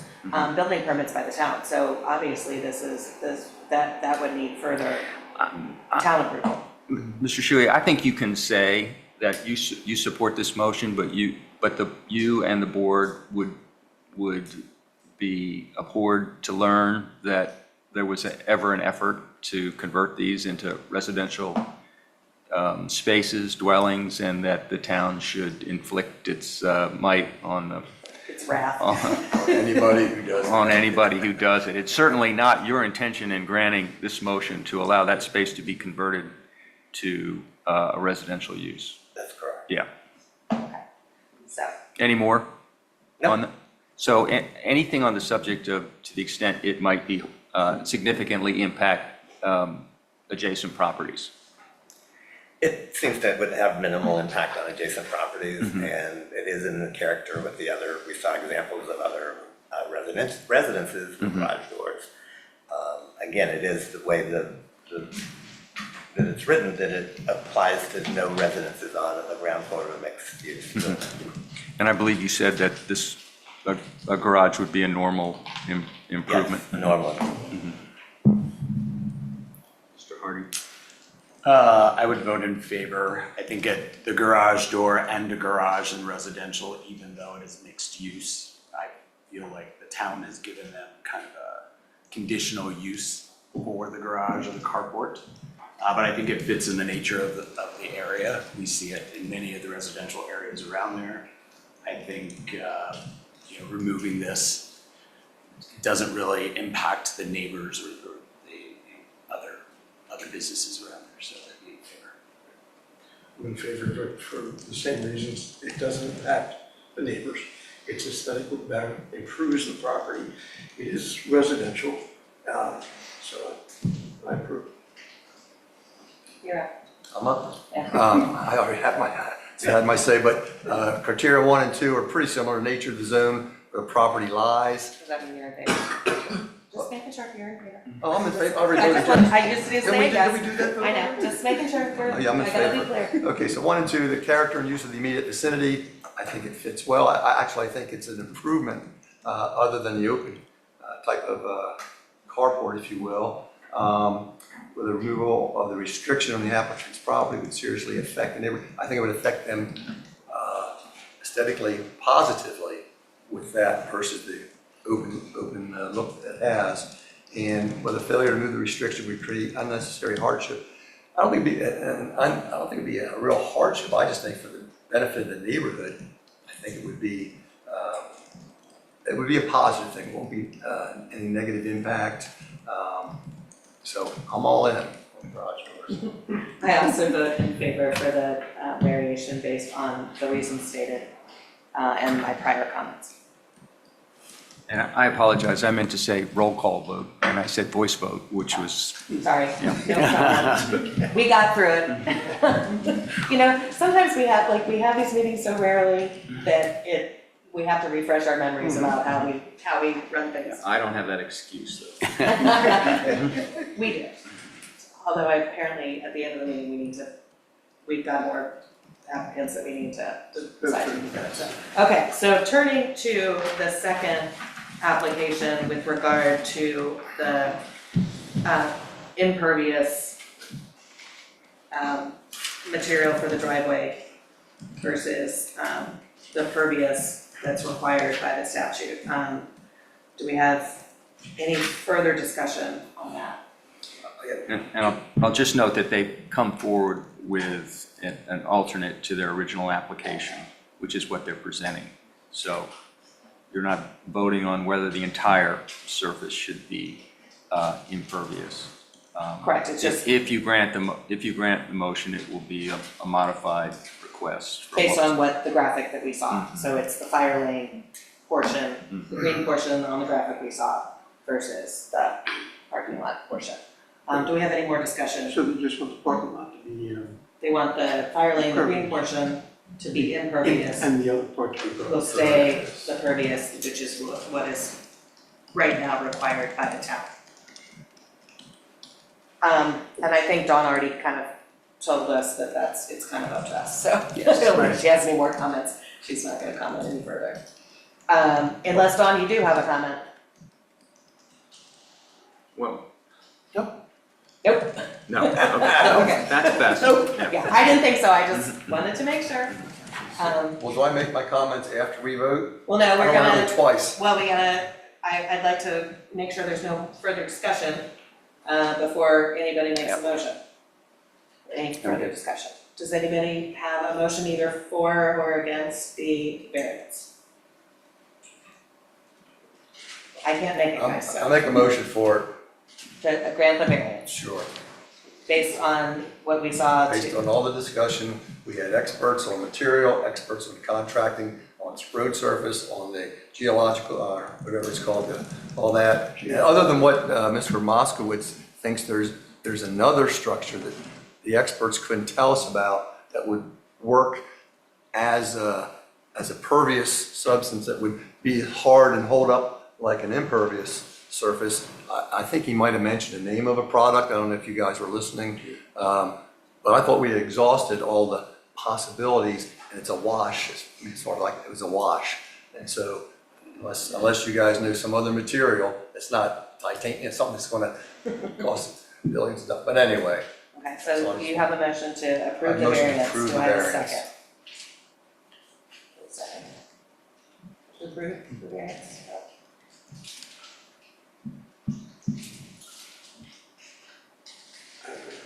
Second? Okay. So discussion. Because obviously, here we are, and nobody was quick to, so good. Rick and Dave, let's talk about your discussion line. Let's go on, what are your thoughts? Well, it comes down to the fire lane, obviously, and the testimony that we've heard tonight is that it'd be very difficult to have a fire lane marked appropriately as the law requires if you use anything other than this surface. And I don't know if that's a matter of cost only, no numbers were discussed. So I still have some reservations that there isn't a surface that has not been explored. It certainly seems like limiting, if we were to grant the motion, limiting it to the fire lane only is a compromise where there still is permeable material, porous material for some portion of the parking lot. Roughly, I guess it looks like about a third. Which I think is the proposal, so I guess Right. I'm confused where, like. No, I'm just saying that's, I'm Okay, Just discussing. so that I Discuss it, understand yeah. it properly, right? Okay. Can you put that slide back up, Kate, please? The green and yellow slide. The green, yeah, thank you. We So didn't hear basically, any- the motion is to approve the impervious portion to be the fire lane green section, and to keep the pervious, which is required Right. by the current situation, to be the yellow. So, do you have other concerns that makes you not, Well, it would be the exceptional circumstances, but we don't really know whether. so your concern is there might be another alternative? Right, and there may be, I mean, if it's just a matter of having to restripe the fire lane every couple of, some period of time, I mean, that doesn't really seem exceptional to me. And that was basically the testimony that I heard, was that although there also were problems that the material might become gravel from use by heavy trucks, I mean, again, I don't think there was any timeline for that or any idea about what the cost would be to keep it maintained in such a way that that did not occur. Yeah, I'm struggling with, there was no real discussion other than putting the water down the street. There's nothing to protect the neighbors from that water. If it goes down to the pervious parking lot, that is gonna raise water tables as well and then overflow into the neighbor. The grade of that street goes towards the bay. So I'm very concerned about the neighbors and the stormwater runoff. And there was no real discussion for me that there was any plan to solve that other than putting the water in the street. We know by the nature of that zone, it's a floodplain. So we shouldn't be making it worse by allowing impervious space or materials.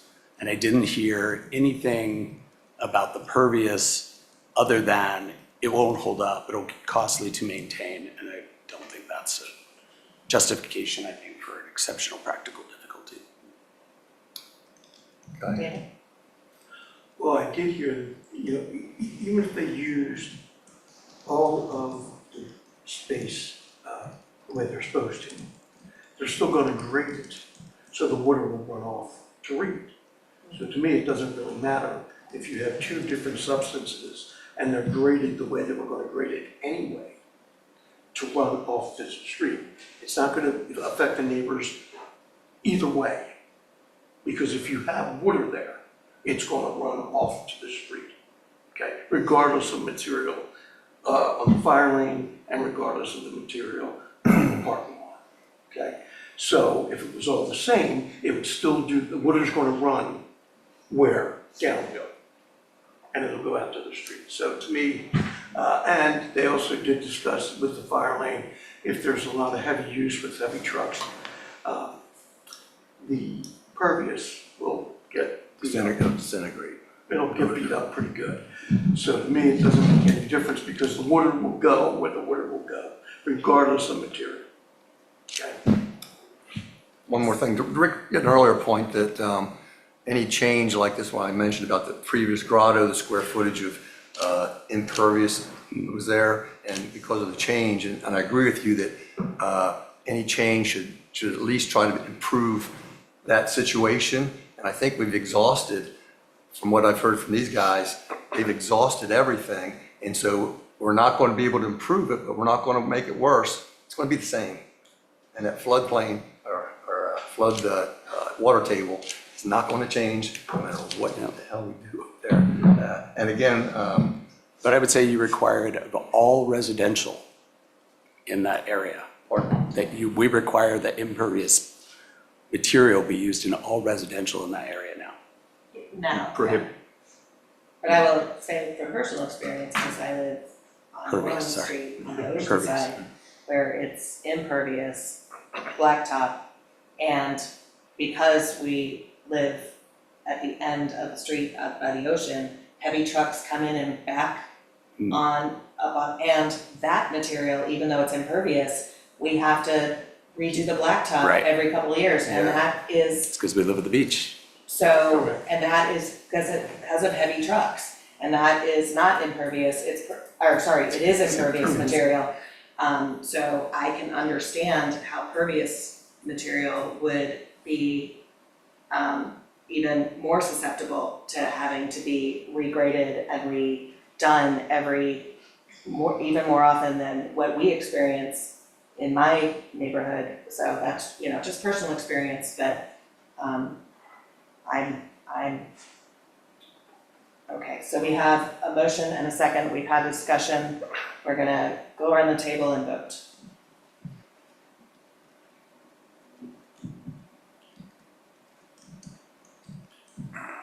Actually, you know what, I'll start this way. I vote for the variance. And again, based on what you've discussed already. Yeah, I think I said it. I just wanna make sure. I vote for the variance also for the same reasons I was just saying. It doesn't really matter what material's there. If they grade it properly, If it was all the same material and they graded it properly, it would still run that way. If it's two different materials and they grade it that way, it'll run off the same way. And so I go for it. And, That's because of the nature of this particular site. yes. That's what you're arguing. I don't want to give the impression that we can pick and choose what code provisions we think should be enforced and which ones should not be enforced. Correct. So instead, you're restricting your comments to the nature of this particular property based Yes. on the facts of this case. Mhm. Yeah. And they, and like you stated before, if they have the pervious for the fire lane. No, the impervious is fire. Impervious. I know, I'm we sorry. keep getting It's Hard to keep it straight. It might get ripped up faster, and that is a, practical difficulty right there. So, that's why I go for it. Yeah, I vote no, given the, the area, and we're trying to improve runoff. Being in an area, I think we cover it more with pervious space, or impervious, sorry. It's not gonna go anywhere but the bay, or in the neighbor's yard. So I think, given the character of the surrounding area, we know it already floods. I think this will make it worse. And again, like I said, I think there's been no provision to exhaust other types other than saying it won't work. And we required a whole residential new build in that area, so.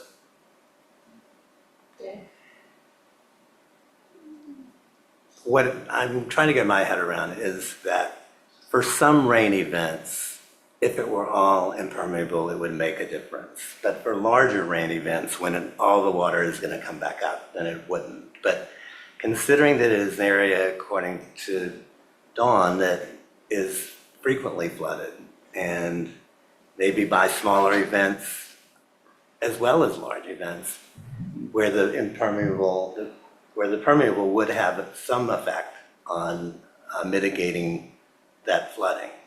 So I'm really having a hard time with it, yeah. So your vote is? I'm gonna vote no.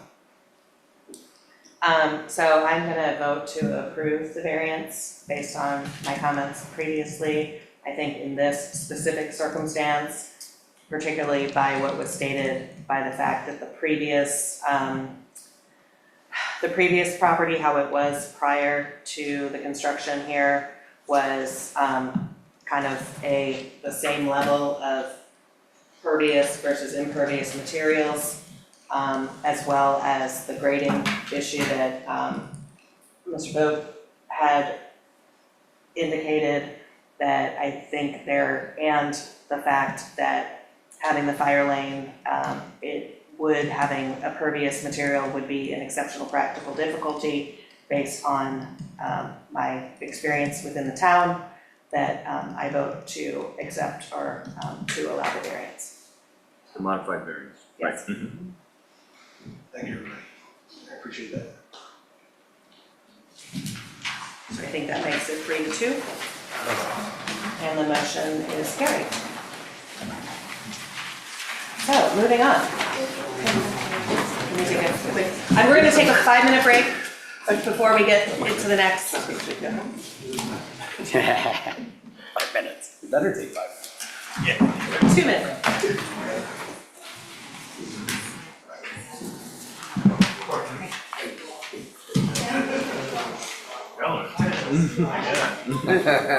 This is the longest meeting we've had about one thing in a while. Yeah. Gosh, what was the other? I actually was supposed to talk to a woman who's interested in the audit committee, which I'm the chair of that one as well, at 7, because I didn't think this meeting would last more than an hour. Exactly. Well, I knew with like stormwater and pervious space, I figured. Oh, I predicted it would. Yeah. I guess I was trying to be optimistic, because we've had like short meetings recently. You guys are spoiled by C-strand Sure. applications. Yes, that's exactly it, and I have no idea. Thanks. Kate told me. Yeah. Thank you very, very much. Yes. Thank you very, very much. Really appreciate it. I think your comments about nobody's gonna be in that garage. Nobody can be down there. There's no way. There won't be any water down there. It'll be electric, but they won't be one, it's Yeah. impossible. Yeah. I mean, some kid might sit down there, down there, but Who are you, where do you live? I live at 21393 Bald Eagle Road. Yeah. Okay. And, I'm the owner of the project. Oh, Yeah. okay. Thank you. Send me a check. I won't do that. Yeah, exactly. Thank you very much. I didn't know you would be able to do that. Doesn't matter. That's See you later. Have a good day. Thanks. You're welcome. Take care. Take care. Take care. I've been in a meeting with him. You know who he is. I had no idea. Yeah. I didn't know he was the owner. I knew he was involved.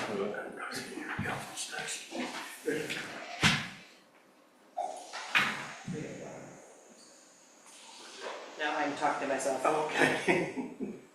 I'm just gonna call Deb and just tell her. I was supposed to call her an hour ago about her interest in the audit committee. Tell my wife. I'm just gonna. She home. Yeah, she just wants to.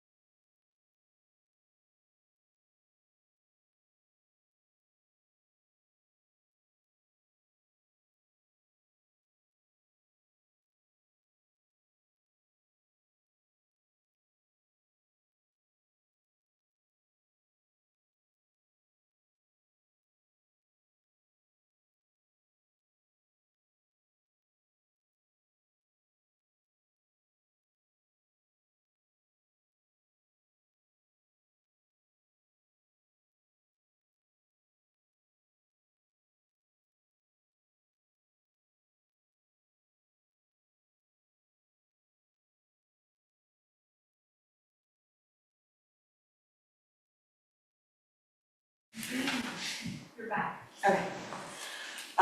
Okay, we're gonna reconvene. So it's about roughly 8:05. First of all, before we get started with the public hearing, it's a request for a variance for Table 2 of the Code of the Town of Dewey Beach to permit an egress stairway to extend 37 inches into the 8-foot side yard setback. The request has been submitted by Tamir Izat, architect, am I saying that right? Sorry. Well, it's, You- I get you'll it, say yeah, it will Sorry. clear it up. Architect of record. I have a name like Julie Johnson, so I don't have that. So anyway, and before we begin, I want to say thank you. I'm sorry that you got bumped based on the needs of the other applicant, and I thank you very much for your patience. So with that being said, I will let Mr. Townsend do his thing. All right, so name and address, please, for the record. My name is Tamer Izet, and I'm the architect of record for this project. And my address is actually not in Dewey Beach, but I'm in 1111 Radcliffe Lane, Fulton, Maryland. That's my principal address. And Mr. Izet, do you solemnly swear or affirm the testimony you give in this proceeding will be the truth, the whole truth, and nothing but the truth? I do attest. You may proceed. This should be fairly brief. I appreciate your guys' I guess, undue apology, but it's worthwhile for me nonetheless. It was interesting to watch the deliberations at least. This project is contemplated, it's a substantially complete single-family residence at this juncture in an NR zone, so it's all residential, and we're over at 112 St. Louis. There is a previous structure that resided on this parcel of a similar footprint, albeit less mass. It was a single-story structure, of course. This structure, when we're working with the town and working on the design, stormwater and grading was of primary concern as it relates to rainwater, very similar to what we're talking about. So in the course of the design, what we were able to devise relative to the grade fall on the site was to create a dry well reservoir in the rear part of the yard, which all the stormwater.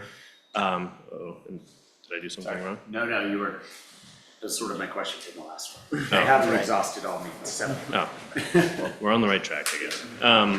So as it relates to downspouts and taking those, as opposed to kind of going to gutter blocks that exist on the ground, which are those kind of ugly green things that just are splash blocks, right? That just discharge on the ground. We wanted to be mindful and work with Dawn specifically, who I think is on the call. I have a selfie with her that I hold admirably on my phone. We catch all the rainwater in the backside where the natural grade falls on this site. As it relates to the egress on this site, the primary entrance is, as you can see, denoted on the plan with kind of like a gray arrow near where the cars are. There's a stair that comes up to the front, right there, correct? And we had provisionally had on 2 egress stairs going off the rear. As it relates to the size and scale of this house, you don't want to rely on one primary entrance. You always want to have a secondary means of egress. And during the course of construction, as this gravel kind of rainwater dry well condition was being constructed, it became apparent that these stairs would not really work very well as it relates to discharge onto that gravel pit area. Normally you set a stair onto footings that would reside right where those stairs were discharging, as you can see in the image. So it made more sense from a practical standpoint to change those doorways to just a single window, as you can see, or kind of a large fixed kind of glass window, as you can see in the image on the left side. They were provisionally or initially proposed as 2 sliders in those same locations. So we swapped those out to be doors, deleted one stair entirely, and still have a rear discharge stair, which you can see to the left side of that rear yard gravel dry well labeled photo. However, it's in the setback, the side yard setback, which by Table 2 of the code, I guess is prohibited, which is why we're here. So what we were trying to do is meet the egress life safety kind of standard of practice of having 2 natural locations as not just to rely on like windows for emergency egress. So we created a side discharge door, which still ostensibly directly goes to the rear. However, it does project into that side yard about 37, it is 37 inches wide. So at that point, we would have to seek a variance at that point for the impracticality of having those stairs discharge right into this gravel well. So that's the intent of why we're here, and I think it goes without saying, or I guess it should be noted, that the spirit of the code that we were trying to adhere to is the 18594 about satisfying on-site stormwater, right? So that was the primary focus here, while still trying to maintain that other discharge. Something that I also wanted to point out, that one that I sent you, Kate, a second ago, this wasn't part of our exhibit. I'm sorry, I just realized it was kind of relevant. This was the footprint of the previous house that resided there. There were all kinds, this is prior to Ms. Olson's purchase. This is the existing conditions. There were all kinds of sheds, and there was also a previous side stair that discharged, and this was a survey, then as-built or an existing conditions kind of piece. So it should be noted that previously there was a side yard discharge stair, and it did encroach onto the setback, which is denoted on that dashed line. That's the BRL, as it's noted, building restriction line on the site plan, same as what we have on our site plan. So it's not like we're doing anything out of character, which is what was previously there in the house that was demoed, nor is it necessarily a threat to any other kind of architectural experience from the other houses or any of the other pleasure of the other houses. There's a natural fence there that is owned by the adjacent neighbor, which shields. I guess you can see that on the previous exhibit, Kate. That shows, is there maybe another picture that kind of shows the walkway? No. If you don't mind scrolling, I thought I saw a picture before. Maybe go down to one more picture? No, I don't have the picture. Okay, so there is a fence. I think I saw it in Yes. one of the. Is it a wooden fence? Yes, it's a wooden fence that goes higher than that stairwell. Oh, I see. I think it's a 6-foot fence. Yeah, there we go. Sorry, that's what I was seeing. Yes, so you can pass that around. Which was the petition. Yes. So there's the Yes. fence. It was one of the things that got sent out in a separate email. It got through me email. Yep, so that's also, I just wanted to bring that because we were able to overlap with, two more today, just because they were home. We went around through an outreach component to talk to adjacent neighbors. Is this something that offends you? Is this something that encroaches on your livability in your house currently? And everyone seemed to be fairly supportive, so from an outreach standpoint, we just like to be transparent about what we're trying to achieve here. So we're just here seeking the potential relief of that and speaking to the character of the house and the narrow nature of the NR zone 50-foot houses, and trying to also mitigate for the current code as it relates to stormwater capture from rain runoff. One of the exhibits there that I think is worth mentioning, the gravel driveway functions as the same, but trying to mitigate for stormwater, but the natural flow and topography goes from front to back, so there's about a 18-inch drop from front corner to back corner. So most of the rainwater does follow along that grade, which made that natural location at the back, which actually would have elongated the stairs longer than we had previously accounted for, which would have sat dead center in that picture that you see with the gravel reservoir. So I'm here to answer any of your questions or address any of your concerns, of course. So just to be clear, on the left picture, Mhm. the two windows were initially going to be sliders that were gonna have the Correct. staircases down. Correct. And that's where that you're talking about the gravel that became an issue. Yes, For the runoff. correct. So the stairs would have basically discharged right at that center spot of that gravel drywall. Yes, sir. You said the previous house that was taken down before you built this one, on that house, they also had the side stair Correct. discharged to the rear, but it was built on the side. Yep. And my first concern is the neighbor. And there's a wood fence up now. I'd like to really know if this is going to, how that affects them, as long as it's not negative. Maybe, can I have the homeowner speak to? She may know the neighbor personally. Is that, Sure. can we get sworn in? Yeah, that's a discussion, yeah. Hi, I'm Karen Olson, residence at 112 St. Louis Street, Dewey Beach, Delaware. You said Olson? Olson, O-L-S-O-N. Ms. Olson, Sorry. do you solemnly swear or affirm the testimony you give in this proceeding will be the truth, the whole truth, and nothing but the truth? I do attest. I personally went around to every single one of the neighbors that I believed were pertinent and that were in our area. So St. Louis is a rather short street. We have two neighbors to the east, one to the north, one to the west that I think might have a Bayard address, and then another just south of that corner house. So those were the five in the front. Unfortunately, I was unable to get any resident behind us, but I think that's less important.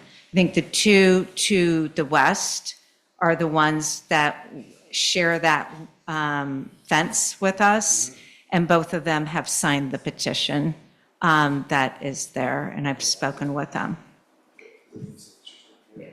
I think they're number 2 and number 3 of the signage. Yeah, so we have a petition that, just for the record, petition to support exterior egress orientation at 112 St. Louis Street, Dewey Beach. To town leaders of Dewey, we, the undersigned neighbors and residents of Dewey Beach, respectfully submit this petition in support of the homeowners at 112 St. Louis Street, whose exterior egress currently faces west rather than south. According to town regulations, this location requires formal permission from Dewey Beach leadership. We believe this west-facing egress maintains the safety and accessibility standards expected in our community, does not negatively impact neighboring properties or the character of the neighborhood, reflects a reasonable and practical design choice based on the property's layout. We kindly urge the town leaders to grant approval for this egress orientation. It's signed, and I can't read all the names, I can read the addresses. 108 St. Louis Street, 1600 Bayard Avenue, another person at 1600 Bayard Avenue, 1602 Bayard Avenue, 111 St. Louis Street, and 110 St. Louis Street, which I'm assuming is your direct neighbors right next to that, where that's gonna be. Any questions on the petition? Okay, I'll stop. I have a question on the house. Sure. The old staircase was outside. It's pretty similar to what you're doing now. Are they the same width? How much, this takes up, I think, 37 inches of a 96-inch setback. It's about 27%. What was the width of that other staircase of the old house, and how close was that to the setback? I mean, is it like real similar, or? The difference is a delta of about 14 to 17 inches. If you look on that site plan right there, that was the existing or previous house condition, right? So as you can see, there's 2 risers that project past that dash line, which is your BRL. Can you go to that Oh, one, yeah. because we can't see Sorry. it. So this is that stair in question that was previously the condition. 2 risers, those risers could have been 11 to 10 inches depending on how the construction was. Let's assume they're 11, which is kind of code, standard. So the old staircase went out to the side, not face the rear like the new Correct. staircase. Correct, so that is another good justification, another good rationale right now. Orientation wise, they come directly outward, whereas ours kind of make a landing and turn and head directly to the back. However, if you kind of roughly scale off of that, each depth of tread is only 10 to 11 inches. There's 2 and a little bit plus. This is that BRL that we'd be measuring from. So that's the setback of 8 feet minimum. So it was already projecting at that existing condition, let's say about 20 inches. What we're asking is 37. So the delta between the two is about 15 inches. So we're not, again, it's into an 8-foot setback, like you were saying, it's 37% or whatever that we're encroaching in that condition.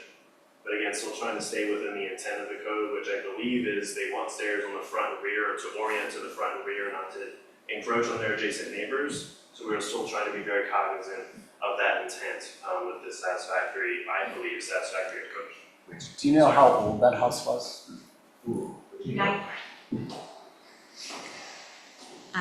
To the best of my recollection, it was 1980, and it was a modular home. Just trying to figure out if it was And I pre-code or not, just want to because say, that is a big difference. it was removed, not destroyed, and donated to a nonprofit, raising somebody else up. Big salesmanship there. As many brownie points as possible. But yeah, that's a good point. The code has been rewritten since. So that's a good point. Yeah, exactly. Oh, there's that too. We're incorporated. Yeah, tell you. So I'll ask a Yeah. question if that's okay. So the steps that are proposed, or actually looks like they're there, Yes, those are the ones that are going to, those are the ones you want to remain. correct. So that looks pretty narrow to me. So would you say that's about as minimal of width of step that you could have designed to be suitable? Yeah, by code, you want 36 inches for, and then and railings can encroach onto that 36 inches. So I measured to the outside face of, I think, the deck kind of overhang finish there. I was trying to be as honest as possible about what is the encroachment. I didn't know what Dawn would be coming out there with the measuring tape, which I know she would do. So that is the request there. It might, I mean, I might But be. the steps are not wider than they need to be. Correct. In order to be functional. Correct. I've made them as minimum as possible for like a satisfactory egress by IRC, which is International Residential Code. And they encroach by how many inches? 37? 37, yes. And that's because that house is closer to the building restriction line than the prior house was. The prior house on that face, I believe, was narrow, it had a wider side yard on that side. We coincidentally have a wider side on the other side. We didn't maximize on the, I would say, the Plan East side of the site. But that's correct. We tried to work, and we work, and I believe, Dawn, if you're still listening, we worked pretty tirelessly together to satisfy zoning code and the intent in the design while still trying to have some fun. So that was a fun exercise. But yeah, this came to our attention. I think it was again when we're trying to set the dry well, and it was really just trying to find ways to kind of compromise with the design to still meet the intent and spirit of the code. On that note, Dawn, Oh, there you are. do you have any comments? Well, excuse me, the way that our code reads, it talks about steps that are open, unenclosed, not covered by a roof or canopy, and those are the parameters of this set of steps, could project into the required front or rear yard. So the wording of the code would not allow the building department, the building official, to say it's okay to leave them there. So that's where you folks come in, if that's what you choose to do so. I gotcha. Okay, thank you, Dawn. Thanks, Don. I have one more public comment with regard to this property. But before I read that into the record, do we have anybody that wishes to make, I see, other than our lovely reporter here. Do we have anybody online that wants to make a? Ms. Olson, did your husband want to speak or was he just listening in? I think, Are you listening, Tim? Do you want to say anything? let me see, I don't think so, it's probably easier for him to text. And that's just my dad. He's pretty nosy. He does, so I don't worry don't about him. believe he has anything to say, we wanted to Serious, be he's been watching. available for support and if there were any questions directed to him.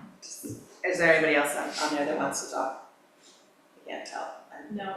Okay, so the other public comment I had via email was, so dear members of the Board of Adjustment, I'm writing in support of the variance request for 112 St. Louis Street, which seeks approval to allow an egress stairway to extend 37 inches into the 8-foot side yard setback as permitted by the code of the town of Dewey Beach. Having reviewed the request and understanding the practical and safety considerations involved, I believe this variance is both reasonable and necessary.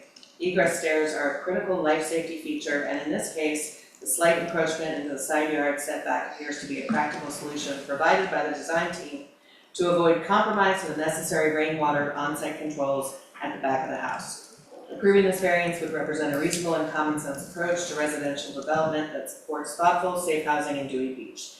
Thank you, John Curran, 20 McKinley Street, Unit C, Dewey Beach. P.S. I have no personal or professional relationship with property owner, builder, or architect associated with 112 St. Louis Street. My comments are offered solely as a member of the public who supports reasonable accommodations for residential construction in Dewey Beach whenever it may prove feasible. So, those are our. Not signed dad or anything. No. How is his name spelled? Curran. And John with an H? John, yes. Sweet. If you'd like a copy, I. Okay, yeah. And I can give you a copy, I'll give you this one. So, But I wasn't even gonna try to decipher some of the names. Yeah. So that's why I only read the addresses. Yeah. That's all you could say. So I'm gonna, since we have no further public comment, I'm gonna close public comment and discussion amongst Yeah, I have the a few board. questions. Yes. Fred, can we grant a variance based on the fact that it's already built and they didn't ask for a variance before, but it's already in place? So when someone establishes an exceptional practical difficulty, the difficulty can't be that, oh, we built this already and it's going to be expensive for us to remove it. So that doesn't make for an exceptional practical difficulty. But the applicant is stating that, or conceding that while they built it already, there were exceptional practical difficulties which caused them to build it. And if you're satisfied that those exceptional practical difficulties exist, then you're not forbidden from granting a variance because the structure's already built. You're not forbidden from doing that. But it just doesn't It's not make, really a variance to code now, it's like a, no, we're just allowing you to do it because it's it's already built. treated the same way. It's treated as a variance. I mean, we can make them tear it down. Yeah. I mean, and you would just simply deny the variance and then the town would take over in terms of, what gets done. But you're not forbidden from granting a variance in a situation where somebody has proceeded without a permit and, Without the variance, yeah. or without the variance and built something. They can come back later on and ask for it to be approved. They just can't, their basis can't be, gee, I really didn't like it where it should have been. I preferred it over here. And You do. Well, if I understand, the only option that you would have had if you decided not to go with the rear access because of the drainage issues would be you could have inset the staircase into like living space so it wouldn't have protruded outside of the house. I mean, yeah, that might be an approach we could have taken. That wasn't really one that, to your point, you'd be creating like this kind of recessed cave kind of condition, which, I mean, I don't know architecturally speaking, and, from a neighbor and intent of the residential nature of that side would be more respectful or less to the adjacent neighbors. So this seemed like the most practical application of satisfying rear egress on the building or creating a secondary means of egress. Well, and from a position of safety, if you had built a interior staircase, would that be considered more or less safe than an outdoor? The nature of an egress kind of pathway is to get outside of the shell structure as fast as possible in the event of a fire, right? So if it's a stair that's still within, you're still trying to, you're not necessarily out until you're outside of that enclosure. So I would say arguably it's less safe unless I'm not understanding your proposal. I think you are. Yeah. Dave, wouldn't they still have a problem because the steps have to come down to the ground level? And that's where the drainage situation is, whether the steps are inside or outside. And the inside steps will get you you're still this much above grade. It's going to get you down to the ground, and it's going to be into that irrigation problem.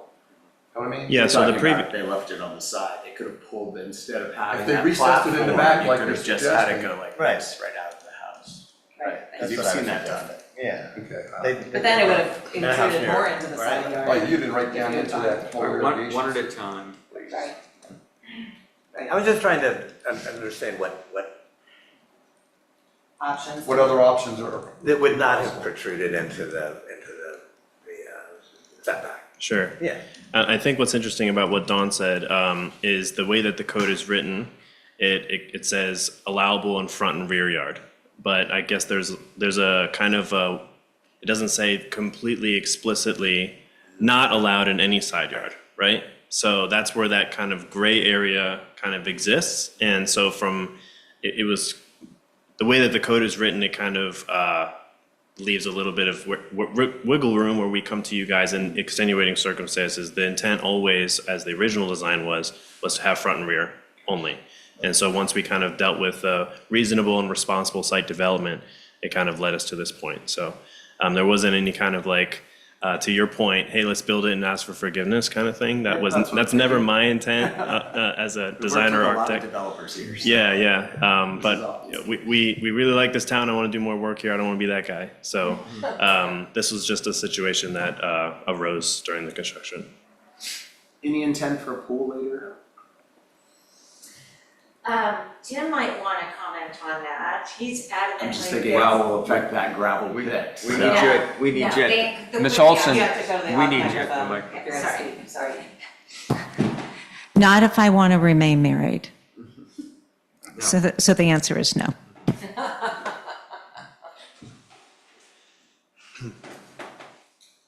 Any other comments I can assist with? Any other I know you guys have been here a long time. I'm tired. So is the drive well required of your client in this particular build, or is this a voluntary exercise? So when we engaged with our landscape architect, Dawn, and she can speak to this process, in the course of permit and construction, she wanted a reasonable approach. And the way that the code is written, and I guess, Dawn, I would lean on you on this instance, she wanted us to show and demonstrate practical applicability of rainwater capture.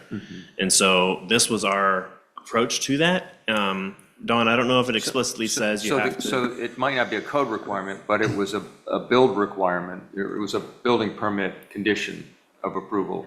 Correct. Yeah, okay, all right, that's fine. Okay, anybody have any other questions? Okay, well then, we have nobody else online for public comment. And obviously, we don't have anybody in here for public comment unless you have a question. Okay, so therefore, I'm gonna go ahead and close our public hearing.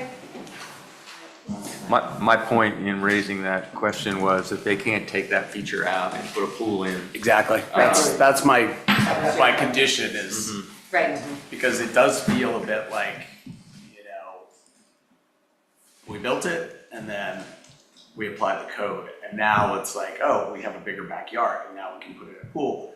But the plans that were approved by the city were not the plans that were built. And I think we have a lot of examples in this town where things get done like that. And I think we should be very careful about that in our decisions. Right.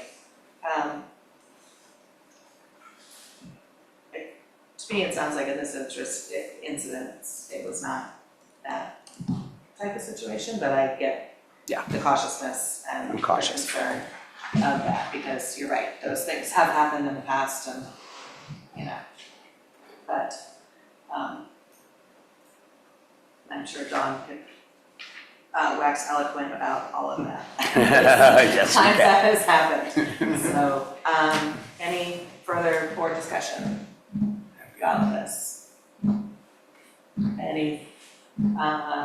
we have any motion? Yeah, I would move that we grant the variance.